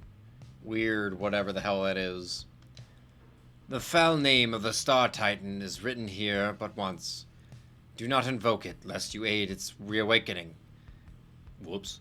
It sups upon despair and fear and doubt, and lands such as our own. 'Twas our mighty mistress Milith, which tracked the Astralborn monstrosity within its loathsome pit, where it lay nursing wounds sustained from traveling across the stars in search of simple prey. Is this Lavos? I just thought about it. This is freaking Lavos. Oh, God. That's a game I need to play again. The wicked Astralborn could drive a lesser creature to the brink of sanity with a mere passing glance. But not Milith. She cast upon the fiend 100 words of binding, each one more binding than the last. With the creature's incandescent skin, we bound this book, and bound ourselves onto the stars. It's so weird. A weird-ass skin. Alright. Greater Titan. That's the book I'm in. 9 Triumvirates. The Withdrawn. The Withdrawn did spawn forth from the wild witch Milith, in whose vigilant pursuit of the unknown and the unknowable I always felt a certain kinship. Whether with the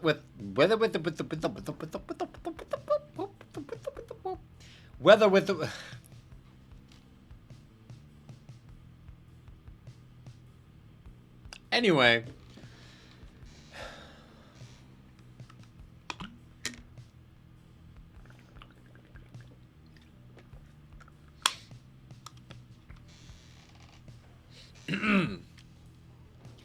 Whether the Withdrawn were Milith's kin by blood or merely worshippers, we trusted one another not to ask or care. What mattered was that Milith chose the most audacious minds who stopped at nothing short of the impossible. Though ever distant, the Withdrawn revealed to us such truths about the land which lay long hidden, even to one such as I. Their knowledge ever waking into newfound depths of consciousness, they lead us all to better know ourselves. Interesting. They're all adversarial to me now, but back then they all kind of served a greater purpose. So what the hell did I get? What is this? It's gonna be sold the slug market. There's a gnat or something. Alright. Feels like I should have gone and gotten this first. For free money that grows randomly. Is there a slug market? Oh no, because I'm continuing. Okay.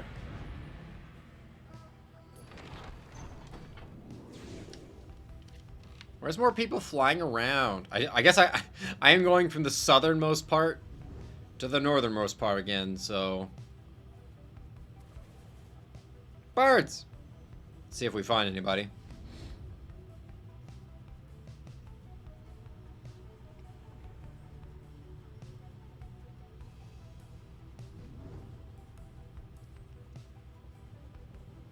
Nobody. It's very interesting. I saw like 2 the first time I saw any of them, and now I'm not finding any. Very weird.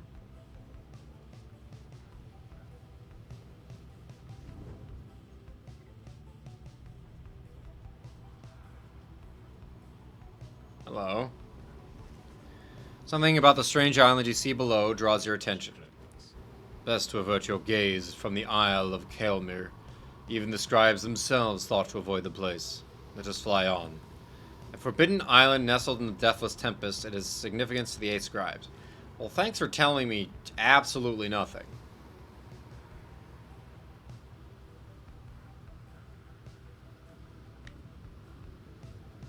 Man, not running into anybody.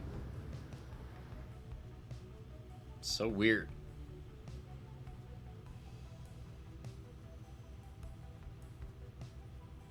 Okay. Maybe I'm not going to run into any of them now because I'm going to the last ride anyway. So it might not matter. I'm also looking for more of those little tidbits.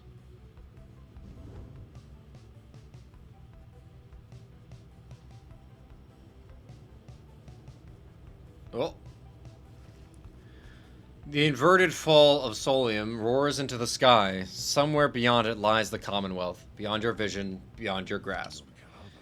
Alas, that we can't simply fly back on up to our homeland. This wagon has its limitations, I'm afraid. But we shall return yet. Let us continue now along the path. Alright. Well, it's all the different triumvirates in the background there.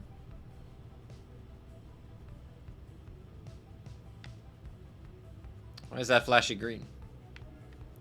Oh, so I can... Okay, so... A gap through the nameless lower summits beneath Mount Elodial. Census Rookie shall gain favor from the scribes if you land here. Okay. Sir Gelman shall gain favor from the scribes if you land here. Who am I most likely to use? Probably just Rookie. Like, honestly, I could probably I could easily, actually, at this point, just say, alright, the original 3, because they're, like, the highest level or close to, just all the way. Everyone else is already, at level 3 or whatever, so they all can go back, and then just the original 3 will be the last. You make landing on the sacred Mount Elodial, upon whose summit the next liberation rite shall soon take place. You wonder who among you may regain his or her freedom this time. Wolfred finds you after the post-flight inspection. We shall have to take the rest of the trip to Fall of Solium by land. May we soon liberate another of our own there. Another? Or the first? That should raise the chances that our plan shall ultimately succeed. Wolfred's ambitious plan to spark a revolution in the Commonwealth as peacefully as possible. Almost a third of a chance.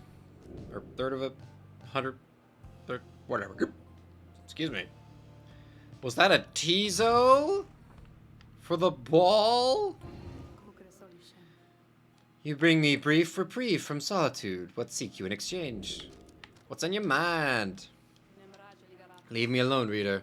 I am no mood to talk to you at this time. She is concerned about something, but you cannot sense what, and she refuses to say. I see little need to keep on blathering about to you, as once I did. I should not have let you in. Begone. My services are yours, but this place is my own. Well, that's a frickin' 180. What the hell? Of course, Rita. Now she's gonna be super pleasant doing this, isn't she? You need but think on who shall be the subject of my trial, and we shall go from there. Diesel! You probably can get something better than this. You ask Sandra to Mr. Blah, blah, blah. I do think I remember something of that imp. He certainly stood out from all his ilk, although that really is not saying much. Well, let us bring him forth. Tizo soon appears and heeded summons. Krikiki! Seem prepared for whatever lies ahead. Alright.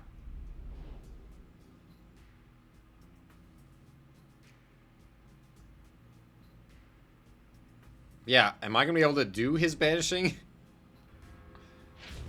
Actually, he might have something on that allows him to come back in. No, no, he doesn't. No. Right now, he just has the... I have a bigger radius. My radius is bigger than yours. The apparition center appears with these masks. Listen well, imp. You answer to me here. Kitty hack! Indicates his understanding is prepared to begin Sandra's trial. You know the formalities, of course. Show me, then, what you have learned thus far about the rites. Here in this trial, it shall be just you, my Beyonders, and your lovely reader. Let us see now how you fare. Why does she always call me the lovely reader? Alright, a bunch of maze. Well. Good start.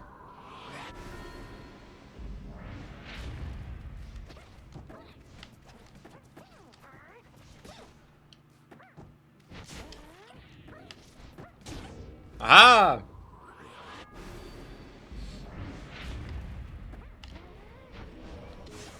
I didn't... Wow, okay. hop and a skip right over me, huh?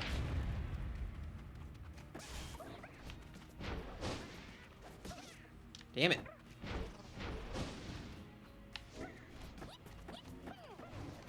Aha! Just boop, boop, boop, boop, boop. 2 more.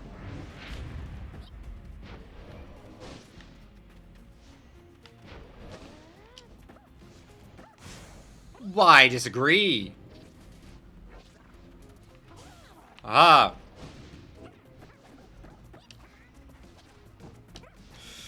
Fuck. Well.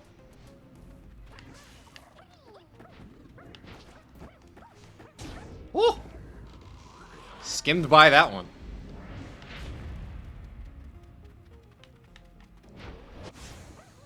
Uh-oh. Mutual destruction. Yeah, I'm not stopping that one.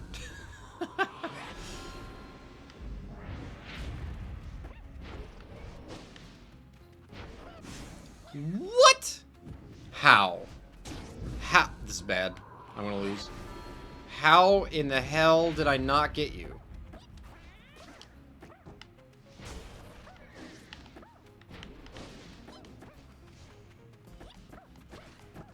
I freaking missed.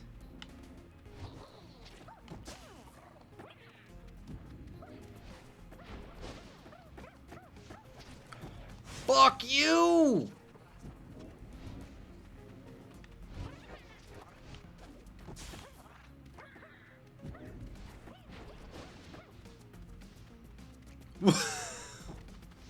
What the fuck was that? No. What was that? Thank you. God. He just like just spazzed out for a second. What the heck? He's trying to fake me out, man. I'm across the map. You decided to have completed Sandra's challenge and awaits her approval. A worthwhile effort, Imp. Your performance was sufficient and you passed my test. Your predecessor may well have approved. Thus, congratulations are in order. To you and to your lovely reader, now farewell. What'd you get? What'd you get? What'd you get? What'd you get? What'd you get? What'd you get? What'd you get? What'd you get? What'd you get? What'd you get? Spring from here and learn from what we did and build a new and great society, a free society with wings spread wide for everyone. I somehow managed to read all that. Excuse me. Creak. Happy to be back and wonders what it is that Sandra granted you. Chizo's flutter and zip abilities cost less stamina than usual. Hell yeah. Except, give me.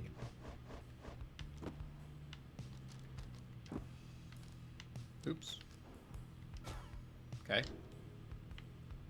Alright.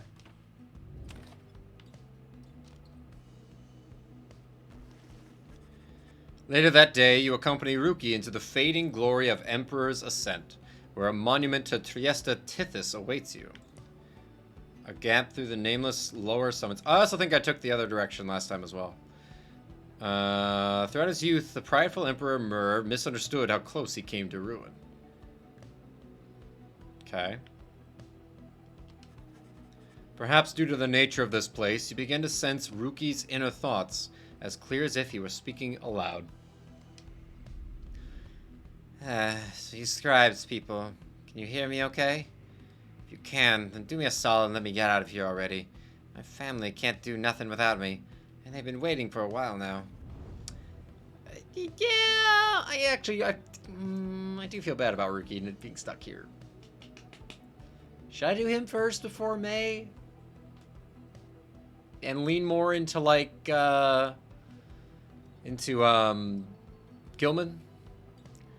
Soon you and he are finished paying your respects. You return to the wagon in silence, feeling as though Trieste Tithys has shown you favor. At dawn, you shall begin your ascent. For now, the solitude here is fit for pursuing your vocations. Okay. +2 quickness. For Ruki. They really want me to use him.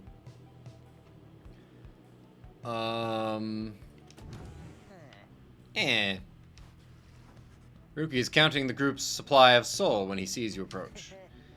He rushes up to you as per his custom. Hey, chum. I was just seeing what we could pick up from the slug market next chance we get. Been running some numbers here, and by my count, we've made old Falcon Ron richer by 312 souls so far, if you can believe that. Oh, Falcon Ron. Forgot it was Falcon Ron. He's probably doing pretty well these days, just thanks to us. But I figure we got a decent arrangement going. Hoarding soul ain't gonna do us any good down here, and Ron's merchandise can help us get out ahead. Those talismans are weird, right? But they seem to work. Especially if you heap some of that Tardos stuff on them, right? That's the only thing I'm really buying. Say, you don't think it's cheating using that stuff, do you, chum? No, because other people have talismans level 25 or whatever. He doesn't give you the opportunity to answer. So anyways, that Ron and I, we go way back, alright? They, like, you don't even know. He and I, why, technically, we knew each other even back before I ended up down here. He was one of my importers, so to speak. Yeah, he and I, we had a good thing going for a while. Sent all sorts of junk downriver to him. And back in the Commonwealth, the soul was still worth something to some folk. One day, of course, the jig was up for me, you understand? So imagine his surprise when I ran into him. Right here on his home turf. You make an effort to imagine Falcon Ron's surprise. Yeah, fine. So Ron didn't shed no tears about me getting thrown down. When I first met him face to face, he just says, "Oh hey, Mr. Greentail," like he's expecting me or something. Though he did seem pretty miffed at losing me as a supplier. But he got me as a customer. Believe you me, his prices would be 10 times worse if not for Rookie Greentail's premier loyalty discount taken off the top. Just whatever you do, don't go around asking questions about him. Believe you me, the less we know about our good chum Falcon Ron, the better. Anyways, I'm off to chase my tail for a bit, so be seeing you around, chum. He bounds off out of the wagon. Imagine being, like, aware of the fact that you chase your own tail. And you still do it. Okay, so Edwin will finish out. Jordial. But Rookie's level 4.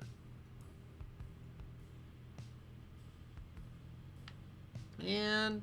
I hope he doesn't take my stuff with him. That would suck.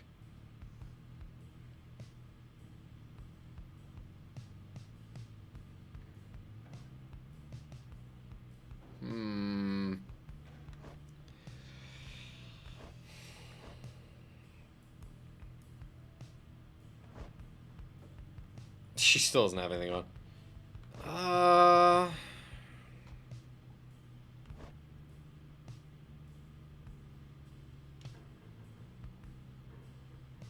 Like, I really don't want to risk it. What's this thing? This.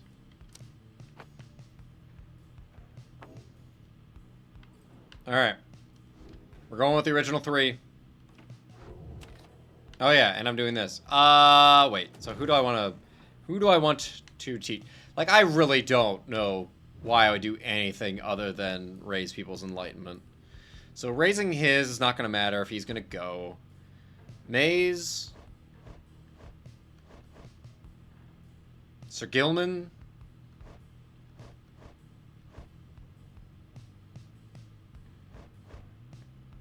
Probably Sir Gilman. Yeah, it's him and Tizo that are like the next up.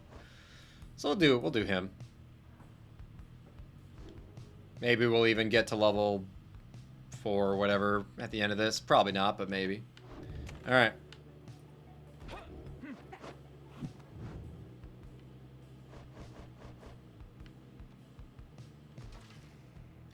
This knight is always keen to take even the barest scraps of wisdom, Master Reader.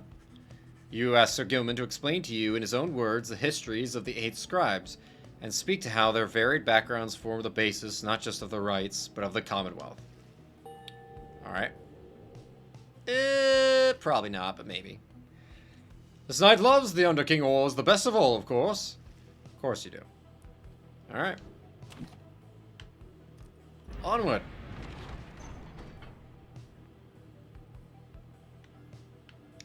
Second of 2 paths leading the mountain's summit. You sense the path shall gain favor.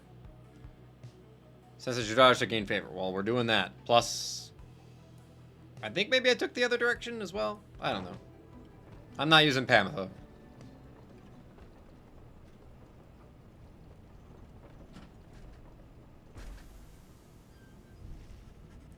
On the way to the summit, you pass a monument to Luz Glorian, and Jodariel happens to take notice. You scribes, I do not believe that you can hear me. Perhaps all this is but a joke to you. If so, then do not tamper with the feelings of my comrades. I shall not forgive you if you do. She says little after paying her respects. However, as you prepare to continue her ascent, you sense that Luz Glorian has shown you favor. +2 presents! She gonna be huge. So does that mean she's committed the most sin out of anybody? What sins has she committed? I mean, what sins have any of them committed, but especially her? I mean, she was a soldier, so I guess maybe in some way that's what's meant to be tied to it, like killing or something? I don't know. You and your companions gather once more at the Scribe's Gate, where a single narrow trail leads upward toward the summit, past an archway carved of stone. Come this way, please. The minstrel leads you toward the archway, where his counterpart awaits. Frickin' gnat! Get out of here! Frickin' gnats. The exiles of the Nightwings have returned. They have. Greetings, Celeste. She all but ignores him and motions to the rest of you. Now then, each of you in turn, please state your name and what it is that you seek whilst crossing Scribe's Gate. We gotta do this again? Can it change? Probably. Everyone steps forth, one after another, much like before. So Gilman passes through the gate. Ruki passes through the gate. May passes through the gate. Hedwyn, Jodariel, Tizo, Wolfrid. No one is left to go but you. You step forth and declare yourself as you did before. The guardian of the Scribe's Gate regards you with a still expression, then she addresses all of you in the formal manner. Why? Why are we doing this again? The 8 scribes bid the Nightwings welcome. Go forth with glory. The lone minstrel glances up at the gate guardian. Gate guardian! You have our gratitude, Celeste. But she pays him no heed. It's a weird relationship going on right now.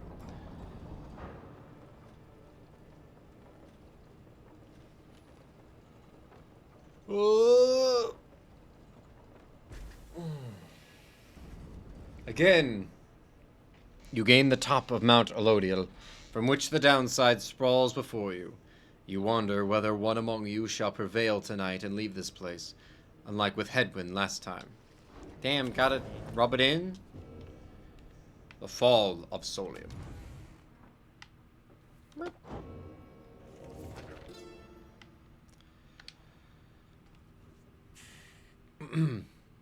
From the top of Mount Elodiel, the downside may be seen in its entirety, or at least felt, since so much of the land is shrouded, but that is hardly all. Through a wondrous miracle, there lies upon this highest mountain an inverted fall, whose water crashed not toward the sea, but rushed toward the heavens.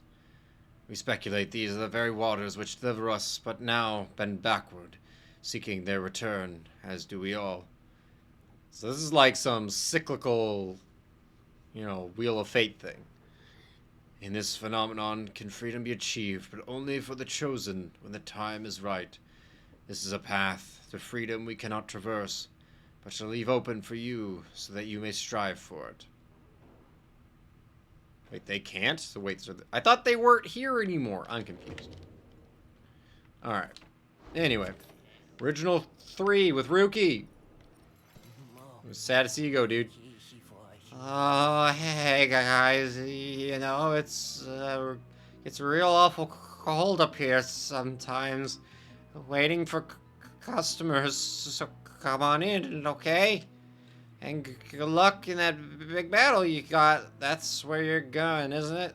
I heard it's gonna be exciting for my friends. Oh. Infernal Bloom. After Bear banishes an adversary by aura casting, an aura burst may occur. Damn it. Can't buy this. Oh, wait. Yes, I can. Sell this shit. Proceed. And I can now barely buy this thing. Hell yeah. Which I don't even know what I'm upgrading, but I'm buying it. So I can't upgrade that. I can't upgrade that anymore, right? Yeah. So that's done. I could upgrade his, but he's leaving. Oh yeah, this thing. It's all the way upgraded. Never mind. She has nothing.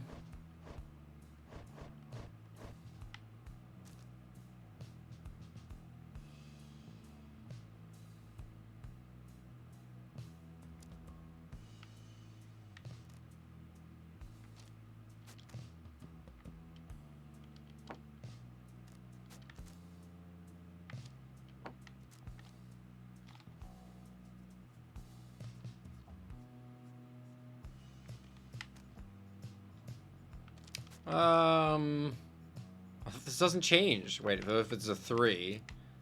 Okay, wow, that's rough.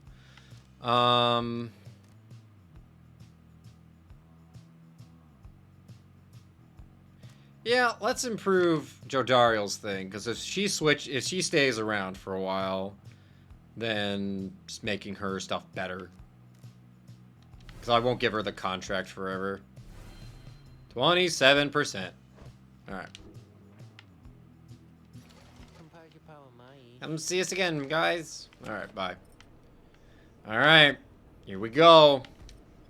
Hopefully I don't get my ass kicked. The time has come for your second liberation rite to commence. You observe the lone minstrel and Volfred speaking in hushed tones, but cannot sense the topic or the tone. Then Volfred looks up at you. I trust that you are feeling as prepared as possible, my boy. Each rite is consequential to our journey in its own respect, though these liberation rites have a more immediate effect. It's somewhat crass, however. I've gone and estimated by how much each of our companions may contribute to the outcome of our plan should they be liberated here. Factors such as their previous occupation, innate tendency to lead, and oratory skill contribute to my assessment. It's something personal, for we all are in this together. Besides, we all ought to return in time if possible. Know simply that for each of us who goes, in so doing, he or she shall raise our total chances of success. Connections of Ruki might help. A bit, probably. Reader, sir, this night you shall confront the dissidents. They have already appointed Barker to be liberated should they manage to prevail. We all have faith in you, my boy, and lo, even the stars agree on this account.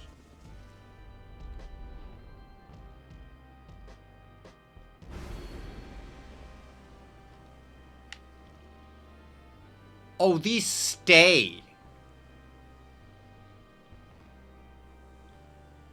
Oh. Oh, God. Oh, I can... Okay. Oh, God. Okay. I was just like... No. Alright, well, for a I mean, it doesn't really matter. I can restart every rite I want. So in some ways, I might as well, just for the extra enlightenment. But let's see what this is. Your adversary shall automatically gain plus 30. Archbeast Sungris. Weird. Archbeast Sungris. Sungris. Fuck it. Islak Astroborn. All the freaking Titan stars. Let's go. Let's go.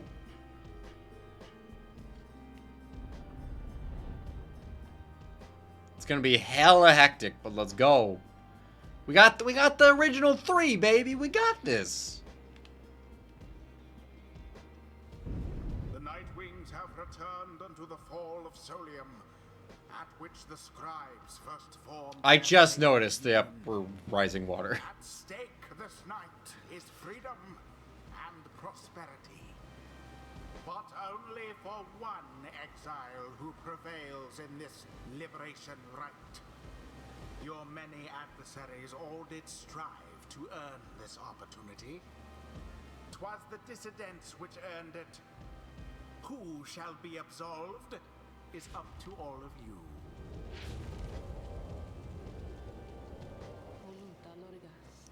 The pyres burn, and each of the triumvirats is present and prepared.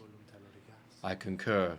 The pyres burn, and each of the triumvirats is present and prepared.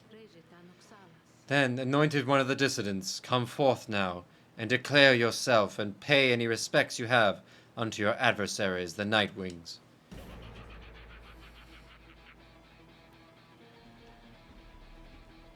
I'm gonna miss this beat, though. Barker bursts out from some hidden corner, laughing as he paws at his mask.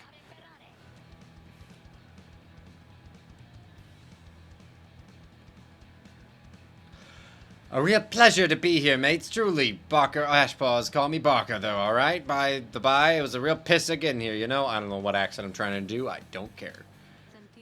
Begging your pardon, Barker Ashpaws. You thusly speak upon the summit of the sacred mountain. Oh my, so terribly sorry to offend you there, lassie. I forgot we got the stars above. Stars above up there to make me watch me language. Though let's get one thing straight, lassie. I don't give a bother about your sacred mountain, so you take it, you shove it.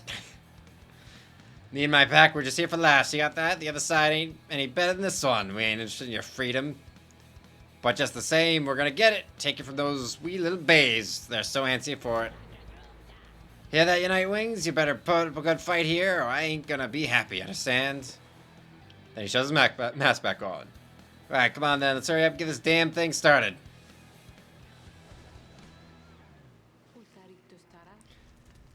Now then, have the Nightwings reached a decision on whose behalf they shall conduct the liberation rite? Reader, I am bound to tell you once more, the first companion whom you choose shall go free this very night if you prevail. Only the enlightened may be thus anointed. Not all among you may yet be ready. The other two, chosen for the triumvirate, shall lend their aid. Nightwings, make your decision. I mean, everybody should be available, right? What? Well, now I'm just fucking confused on how I get to pick anybody. By what measure do I get to pick anybody?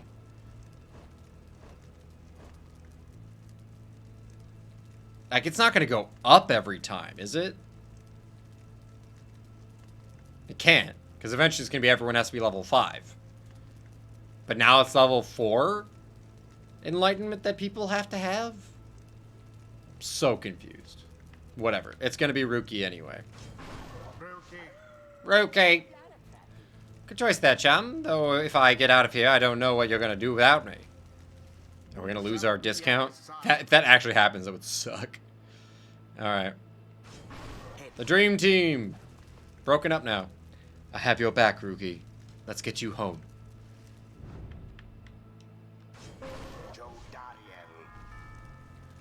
Understood. Let us return him home. It is done. Alright then, mates. No more waiting. No more holding back. Let's rip them to shreds. Let's go, let's go, let's go. I didn't look at their things. Fuck. Alright, well.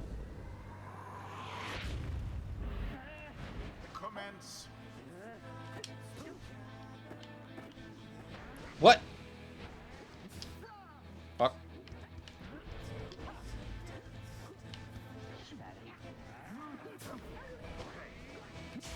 I jumped.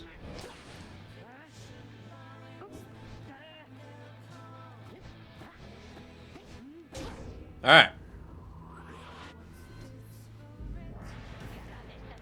About time we got this blasted business underway, eh, Greentail? Rookie looks on in silence, but says nothing in response. We got him. We gotta beat him. We gotta beat him. We gotta beat him. Don't care what it takes. Don't care what it takes. Don't care what it takes. Seems the pressure of the Liberation Rite is getting to him. Don't think I done forgotten our little arrangement there, Greentail. But how about I make you another deal? I get out of here tonight, then you're scot-free. That's right, because I ain't gonna care even a lick about you once I'm gone. I just think on that while my pack and me go wipe the floor with you. Wait, what? Why am I... Dude, what the... Why didn't I ever change to Rookie?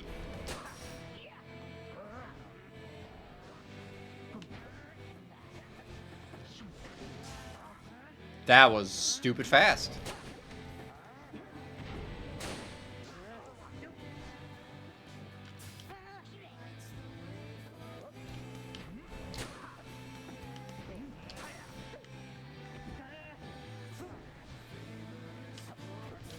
I was not in it! Frickin' lies and slander.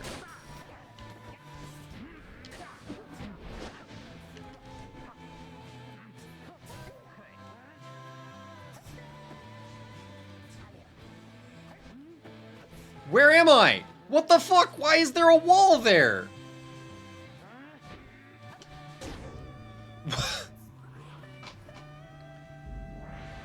The freaking foreground was stopping me. Freaking change to the right guy, please!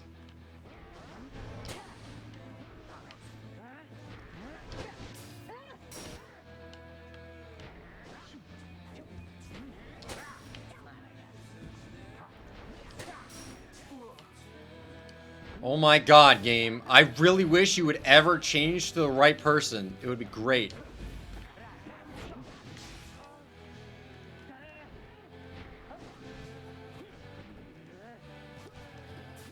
Fuck off, game. Fuck off! How are you outside of it? What in the... Alright, mate, something's gone funny with that orb, as I can tell. Better laugh it up while we still can, eh? See, something strange seems to happen to the celestial orb. It shudders now, as though possessed of the same chaotic power as your adversaries.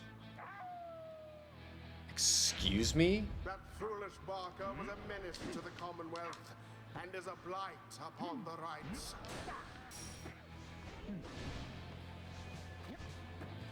Okay, anyway, bye. When plunged into their pyre, Plunged into that pyre. do you believe you can prevail in this? A weak attempt, and yet it hit the mark. What? How the fuck?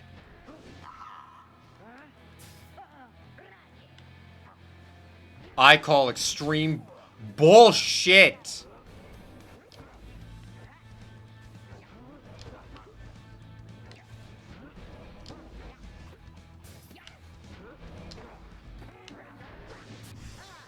Audacious, aren't we? What the fuck is happening? To the flame. What just happened? No one's attacking. No one's hitting. Nothing's happening the way it's supposed to be happening. What is going on?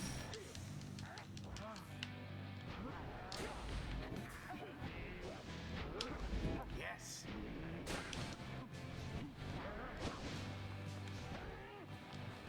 I couldn't jump. Hello?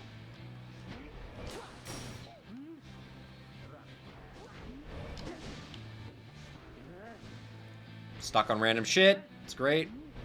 I'm stuck on random shit still.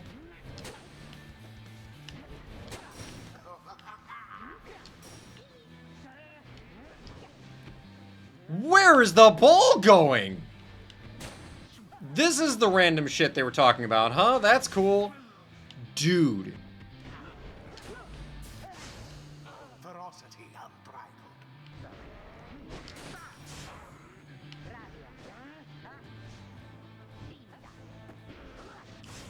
Holy fuck, their aim is impossibly accurate. I hit the button, I did not change at all. Holy fuck. This game is being absolute bullshit.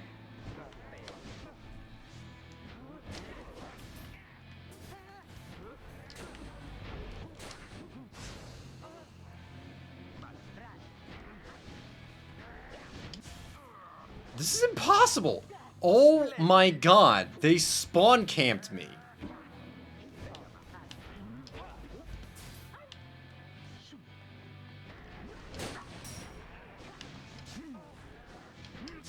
They respawn so quick. Banishment.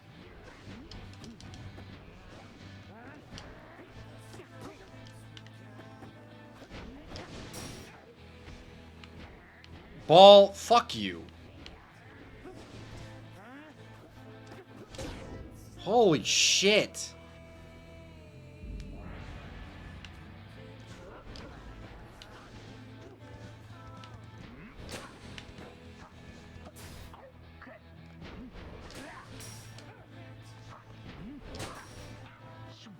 Where's the ball? Oh. I'm stuck on the foreground again.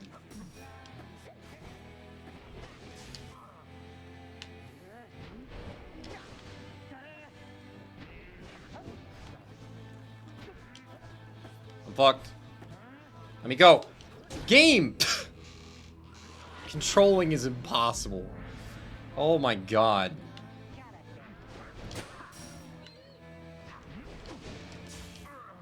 Cool. Cool!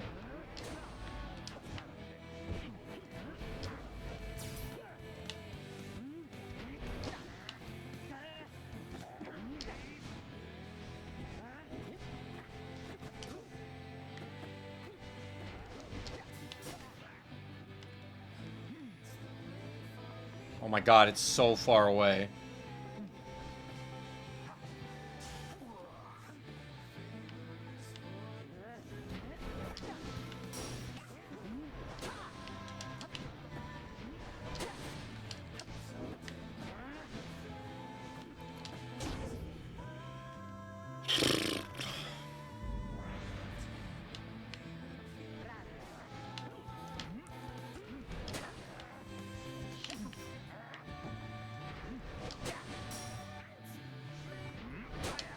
What? Why is the ball tiny? What the fuck? How did he not get hit?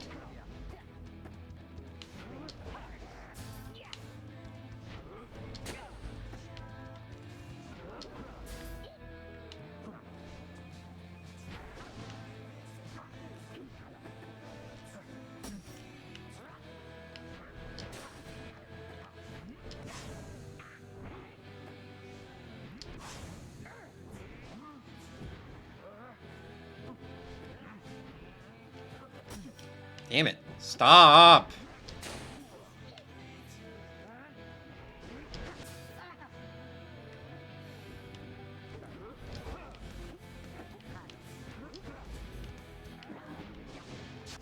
I don't understand because I didn't fucking jump. And there it is. Oh, fuck you, game. Jeez. The Night Wings proved their worth. That was bullshit. Their adversaries, they did not. Again, she's just in the middle. It just does whatever it wants. The liberation right. Look at this. Look, they're both tails are wagging. The scribes have chosen. I'm guessing the statue of the one race that you're selecting is the one that goes up. Shall be free. See you, Rookie. Of all misdeeds. All Return two of to them. Glory in the Commonwealth. His adversary and all others shall remain to carry out their rightful sentences. What a joke. Here I was thinking we were gonna make them cry after all this. Come on, mates. I've had it with this stuck-up place. So let's get out of here already, eh? Oops. Yep. The dog one rises. The dog rises. My cloak is different. So, what now? I guess I'm just supposed to jump into this waterfall thing back there, and then that's it. Home free. Home free! Something comes over him then. Now listen to me, chums. Don't any of you go thinking you're gonna miss me, yeah? You're gonna do just fine, even without old Rookie Greentail there to keep an eye out all the time. Even though the rest of you are just a bunch of slowpokes and all that.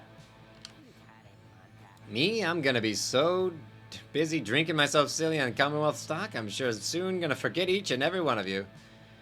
But just in case I don't, you be sure and stop by and visit me if you get back there too. Just look for Mama Greentail's shop, right in the heart of town. You can't miss it. So yeah, stop by, say hi, you know. Now, I think I gotta go, so, excuse me.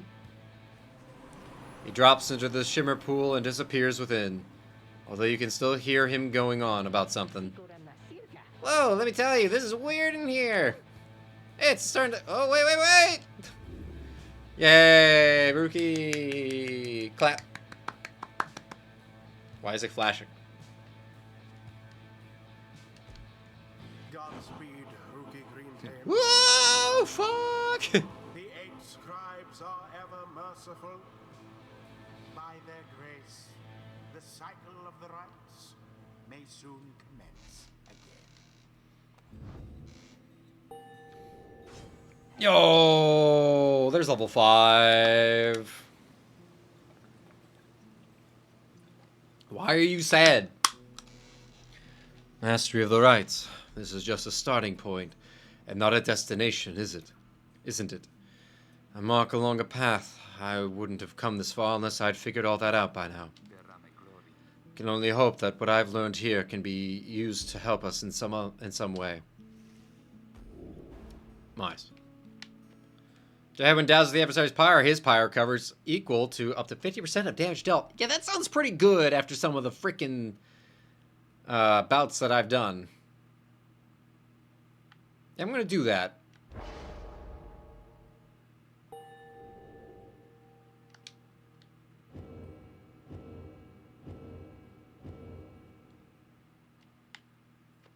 Until the rites begin anew.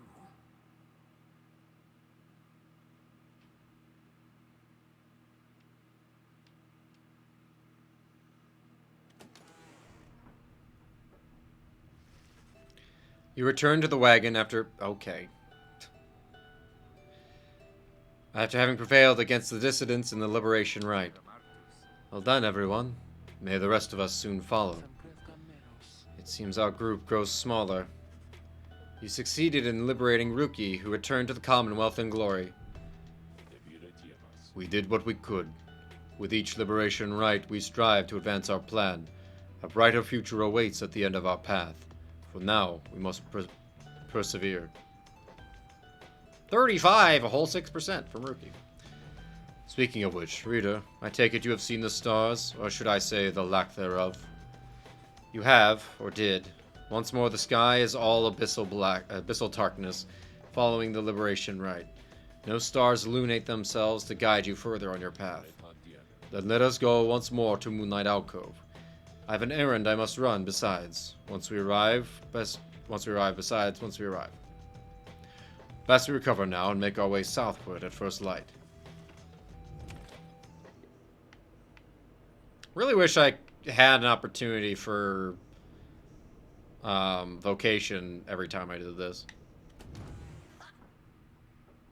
Oh, hi. Hey, and fruit. Free money. At the Liberation Rite, you found Sir Gilman in an uncharacteristically quiet and contemplative mood. He salutes you crisply with his tail. Glory to you, Master Reader, and glory to the noble Ruki Greentail. Long may he prosper in the Commonwealth. And in so doing, may he benefit the plan into which we have all been thrust. Then he falls silent for a time. You sense him growing very emotional. Noble Ruki, this knight found a kindred spirit, Master Reader. One of questionable honor, the greatest cunning, and such blinding speed as to befit a minstrel's tale. This knight fears our triumvirate lost something irreplaceable in him. Of course, this knight is also pleased that Ruki has achieved his freedom, very much so. And furthermore, this knight shall now continue training even harder than before. I just realized that, you know, when I'm doing these voices, I usually am trying to, like, match somewhat the voice that they give in their little things. And then there's frickin' Sir Gilman that I said, he's a knight, he's gonna talk like this, okay? Be damned that he talks up here like this! And furthermore! It's gonna be frickin' like from Monty Python skit. But it's much more fun because he reminds me of Solaire that way.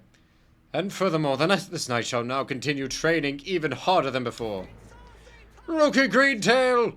This knight shall train on until such time as he is swifter than the jagged lightnings of the deathless tempest. Now, Master Reader, this knight must beg his leave of you, for it is time, not for his rest, but for his training.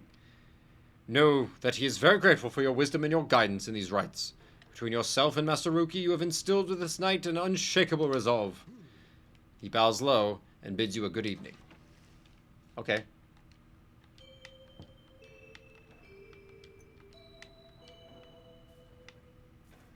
Is this a thing? Oh yeah, the soul shell. Have I gotten anything new? I don't think I have. The book! Sun grease. Know you the sacred mountain Alodiel, the highest peak within the lowest lands? Then know that it is no mere mountain, but the fractured bonework of the world titan himself, the archbeast Sungris. Excuse me, the fuck? This one's bog-dwelling companion, Milith, is too mild in her account. Frickin' Gannat of our ascent. 'Twas not a pleasant mountain hike, but a pitched battle spanning 17 full moons. Fuck. Finally, the 8 of us, we climbed atop the brow of old Sungris. We merged our strength and struck the mortal blow, such that the archbeast shattered finally to pieces. 'Tis no mere myth that from the archbeast's eye the shimmering pool emerged, the sole means of freedom from this land. What the fuck? Mythology is weird. Imbliss. Wait. What? I already read all these. Why? Weird. It's... I don't know. Maybe the page corner things are not that great. I myself, hope, did form the dissidents under this simple tenet. Those who do not belong, belong. Okay. I was like, wait, he made them? The other scribes, some of them showed at first reluctance to allow an imp, and one accursed, to designate one of the 9 triumvirates. But Mur, the horned one, stubborn as he was, stood by my side. In time they came to understand, for I remained, as ever, at their side, a living bit of proof of their absurdity. The dissidents are an extension of my oddity. Those who do not adhere, they are not to be discarded, underestimated, or dismissed. They are as necessary as those against whom they rebel. Alright.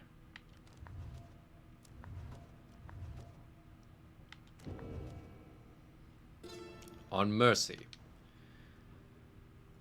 Mercy is the beating heart of a truly free society. Mercy even for the perpetrators of the darkest deeds. As our liege Solim Mur drifted in an ocean of regret, he found their mercy, or rather, it found him, and it saved his life. Mercy, freedom, they are intertwined. A society which raises a clenched fist against its own shall follow the doomed path of the Empire of Sar. Ours shall be a merciful society. May the perpetrators of the darkest deeds be sent to join us here, where they may learn as we have. Mercy shall engender union among all our different kind. We shall stand shoulder to shoulder, equals in the same society. Alright. Insert Joker society quote. Alright, look at our level 5 boy! What's this one? Jumps in arrows, he banishes them. I think I've done that literally once. Okay. How much money do I have? I only have 15. Fuck. Who knows what I need to buy next? Alright. I don't know if we'll get so far as another right, but we'll see.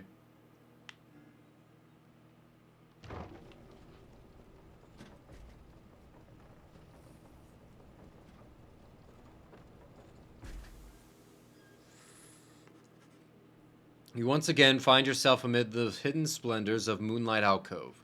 Here you can await the time until the stars deign to shine for you again. No one in the thing. Alright. We have returned to a place of respite. Please make yourselves comfortable such as you can. We are at the mercy of the stars, but I expect they shall shine bright again in time. As for me, I shall return by then, for there is something I must do. Again. Whatever you're doing, I don't know. Last time you let us, you made the wagon so it can fly. There, from atop the sacred mountain, you gaze down into the abyss that is the downside. You wonder when the stars shall align themselves once more. Is this all repeated from the last time? It sounds very familiar. There upon the sacred mountain, you and your companions once more await the night the stars begin to shine again. The plan of which you are all a part is set in motion. The Commonwealth, a nation that stood almost for 1,000 years, is in turmoil. If your companions return there through the liberation rites, what sort of place shall they be coming back to? Many moons pass. Oh, it raining. Did it rain last time? One evening, amid a downpour, with no interest whatsoever in relenting, Wolfred requests everyone to convene. You understand he has an announcement of some sort. Soon everyone is assembled, and Wolfred regards the group. Everyone, there is an aspect of our plan which I have not talked about with you at length. Look around at your companions. What do you see in them? He lets the question hang a moment in the air. I'll tell you what I see in all of you, in all of us. I see in all of us a living vision of the 8 scribes themselves, each one among them hailing from the different tribes which later formed our commonwealth. My observation does not come from pompousness, I think. Rather, I believe the scribes themselves desired, or shall I say desire, such a course. Together they created all this ceremony of which we are now a part.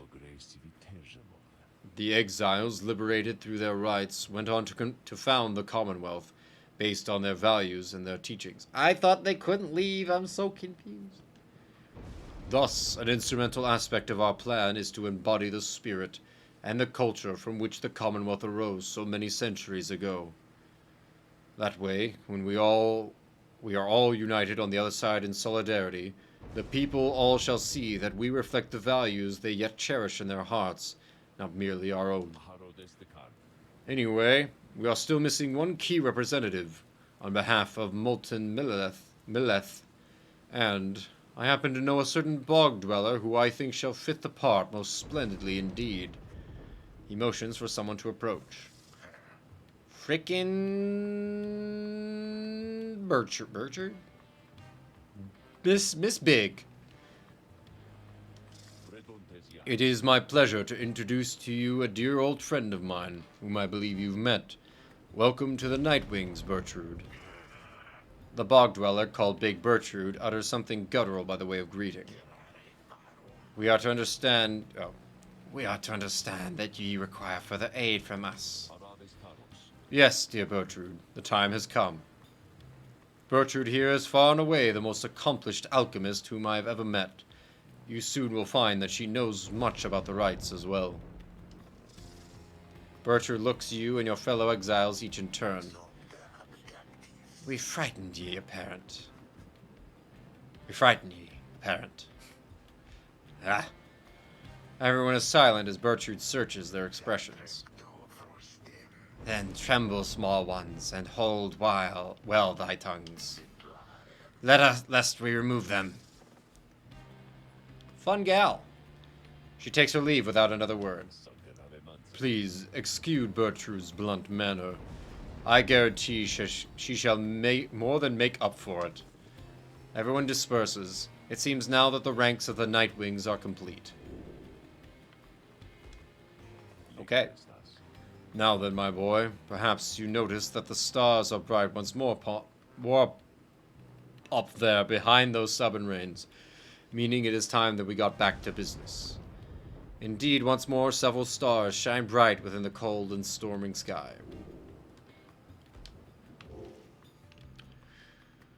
Where we going? How? Ores. Milleth. Okay. Ah, the frickin' harps. Your record against them is 1-0. I'm 1-0 against everybody, baby. Or at least something to know. Oh, you guys. Alright, if we're going to send May next, we're going to want to leave them last, because we're going to make her send her boyfriend home.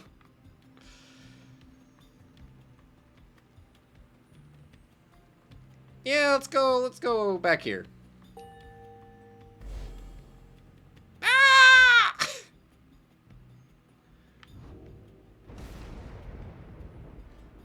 Is this knight to understand that we shall soon confront Sir Deluge and the Pyre Hearts once more? Then this is to be a most exciting time. This knight's one-time commanding officer. Imagine, if you will, a worm without the slightest trace of bravery. Sir Gilman then recants his tale of Sir Deluge's past and how it is that they wound up together on the downside. I don't need to hear this again.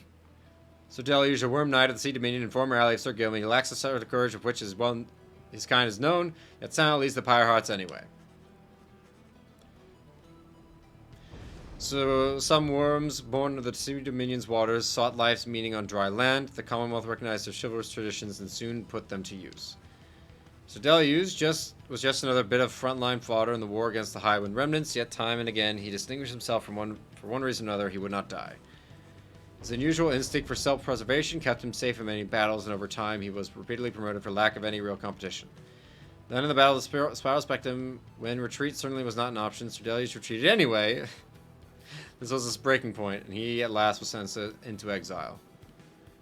In the downside, he sought water, where he made contact with Sir Gilman and other members of his kind. They all saluted him as their superior. The other knights had little choice but to respect his rank. As the Pyre Hearts, they conduct the rites in the name of their great hero, the Under King Ors, while adhering to their strict code. This knight might not have failed quite so miserably at the Battle of the Spiral Sanctum. Had his entire regiment not turned in disarray after Sir Deluge fled. Perhaps by confronting his former commander, this knight's own honor may be regained in part. For now, however, this knight must beg your leave.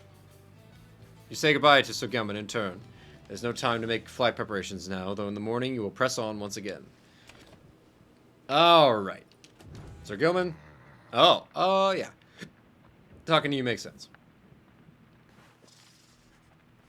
You find Big Bertrude looking about the black wagon in a disapproving way. She fixes her gaze on you. Her expression does not change. Such a clutter added to this wagon since we looked upon it last. Unsightly. We remember thee from our abode in Flagging Hands. Then thou must be the reading one to whom Sandalwood referred. She moves in close, studying you. You recall that the mere touch of a bog crone of the southern bogs can induce paralysis, or worse. Alright. That one such as thee can extract meaning from that tome. 'Twas a feat we wished to witness for ourselves. Thy flesh has seen but the smallest fraction of the years which ours withstood, and yet we are expected to believe that thou canst understand the Book of Rites. Then she backs away, for someone else has joined you. Hail, Bertrude, madam. Is everything to your liking at this time, or is there something more which you require?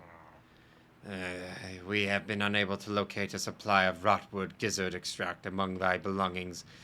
Other than that, we shall lodge no complaint at present. It is possible that Wolfred has a small supply amongst his possessions here. If you would care to accompany me, we may yet procure some. That would be agreeable with us. Then after you, madam. As they depart, you see the lone minstrel nod his head your way. Alright. Yo. Bertrude's decks. Unusual etched cards depicting the greater titans, probably for curses and enchantments. Yo, rave time?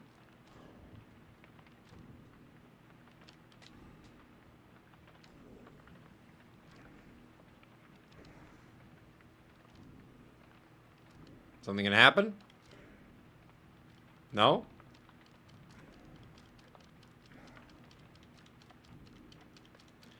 You would think this would cause somebody to, you know, be alerted and say something. Oh, his portrait's still here. Okay. Rites of Flame. With these blackened nails do I hereby inscribe the rites of flame. The bylaws shall be written here in full. We the Eight decree the rites a test of one's true worth in body, mind, and spirit. Now until the stars abandon us, this shall be binding law within the downside. Those deemed worthy in the rites are to regain their freedom from the downside and return from whence they came. Exiles shall conduct the rites as one of the 9 triumvirates, and look toward the stars for guidance on their path. Exiles shall bear this book as status. So everyone has a book? Does everyone have a reader that I'm not introduced to? Essential structure. The essential structure of a rite shall be as follows. Where chosen by the stars, within the dark of night, shall two triumvirates stand in opposition, far enough afield, beside their consecrated pyres symbolizing their resolve. In each triumvirate the three shall act as one, to demonstrate their trust in one another, not just in themselves. Triumvirates shall endeavor to extinguish the pyre of their adversary, whose flames are only to be staunched through a celestial orb descended from the stars. Whosoever pyre remains burning shall prevail. The triumvirates are to disperse.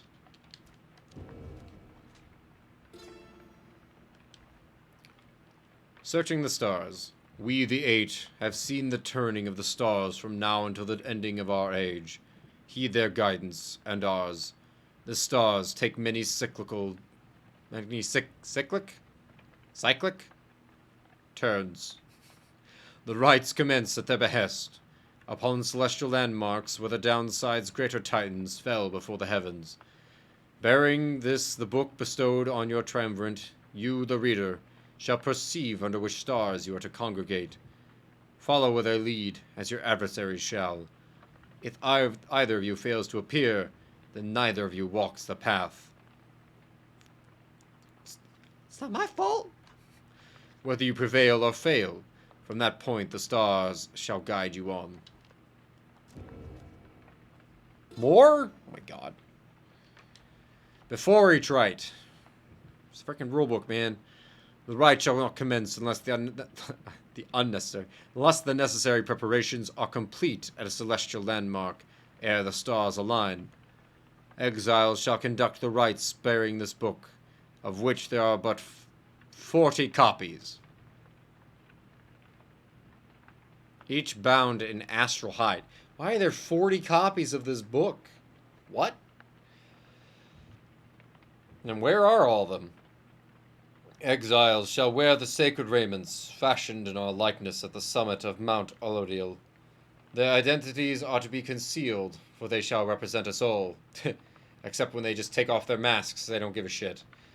Exiles shall set a metal sigil for their pyre, and consecrate the grounds using the words, "The 8 scribes gave their freedom so that we may yet have ours. The heavens shall respond when all is set." Okay, so it's a metal sigil. Or a sigil. And more! The law of 3. The rule of 2. During the rite, each triumvirate shall act as one, unerringly and without question. The disobedient shall suffer banishment or permanent expulsion. Exiles shall move as a single mind to demonstrate their faith, and recognize that they, as we the 8, cannot prevail alone. Their worth shall be determined both by their actions and their peers. Triumvirates lacking experience in this may designate a reader, whose focus on this book may help the others to coordinate. Oh. Okay. However, only those who shall conduct the rite firsthand shall walk the path toward enlightenment and become eligible to regain their freedom. How many frickin' pages? The burning pyre.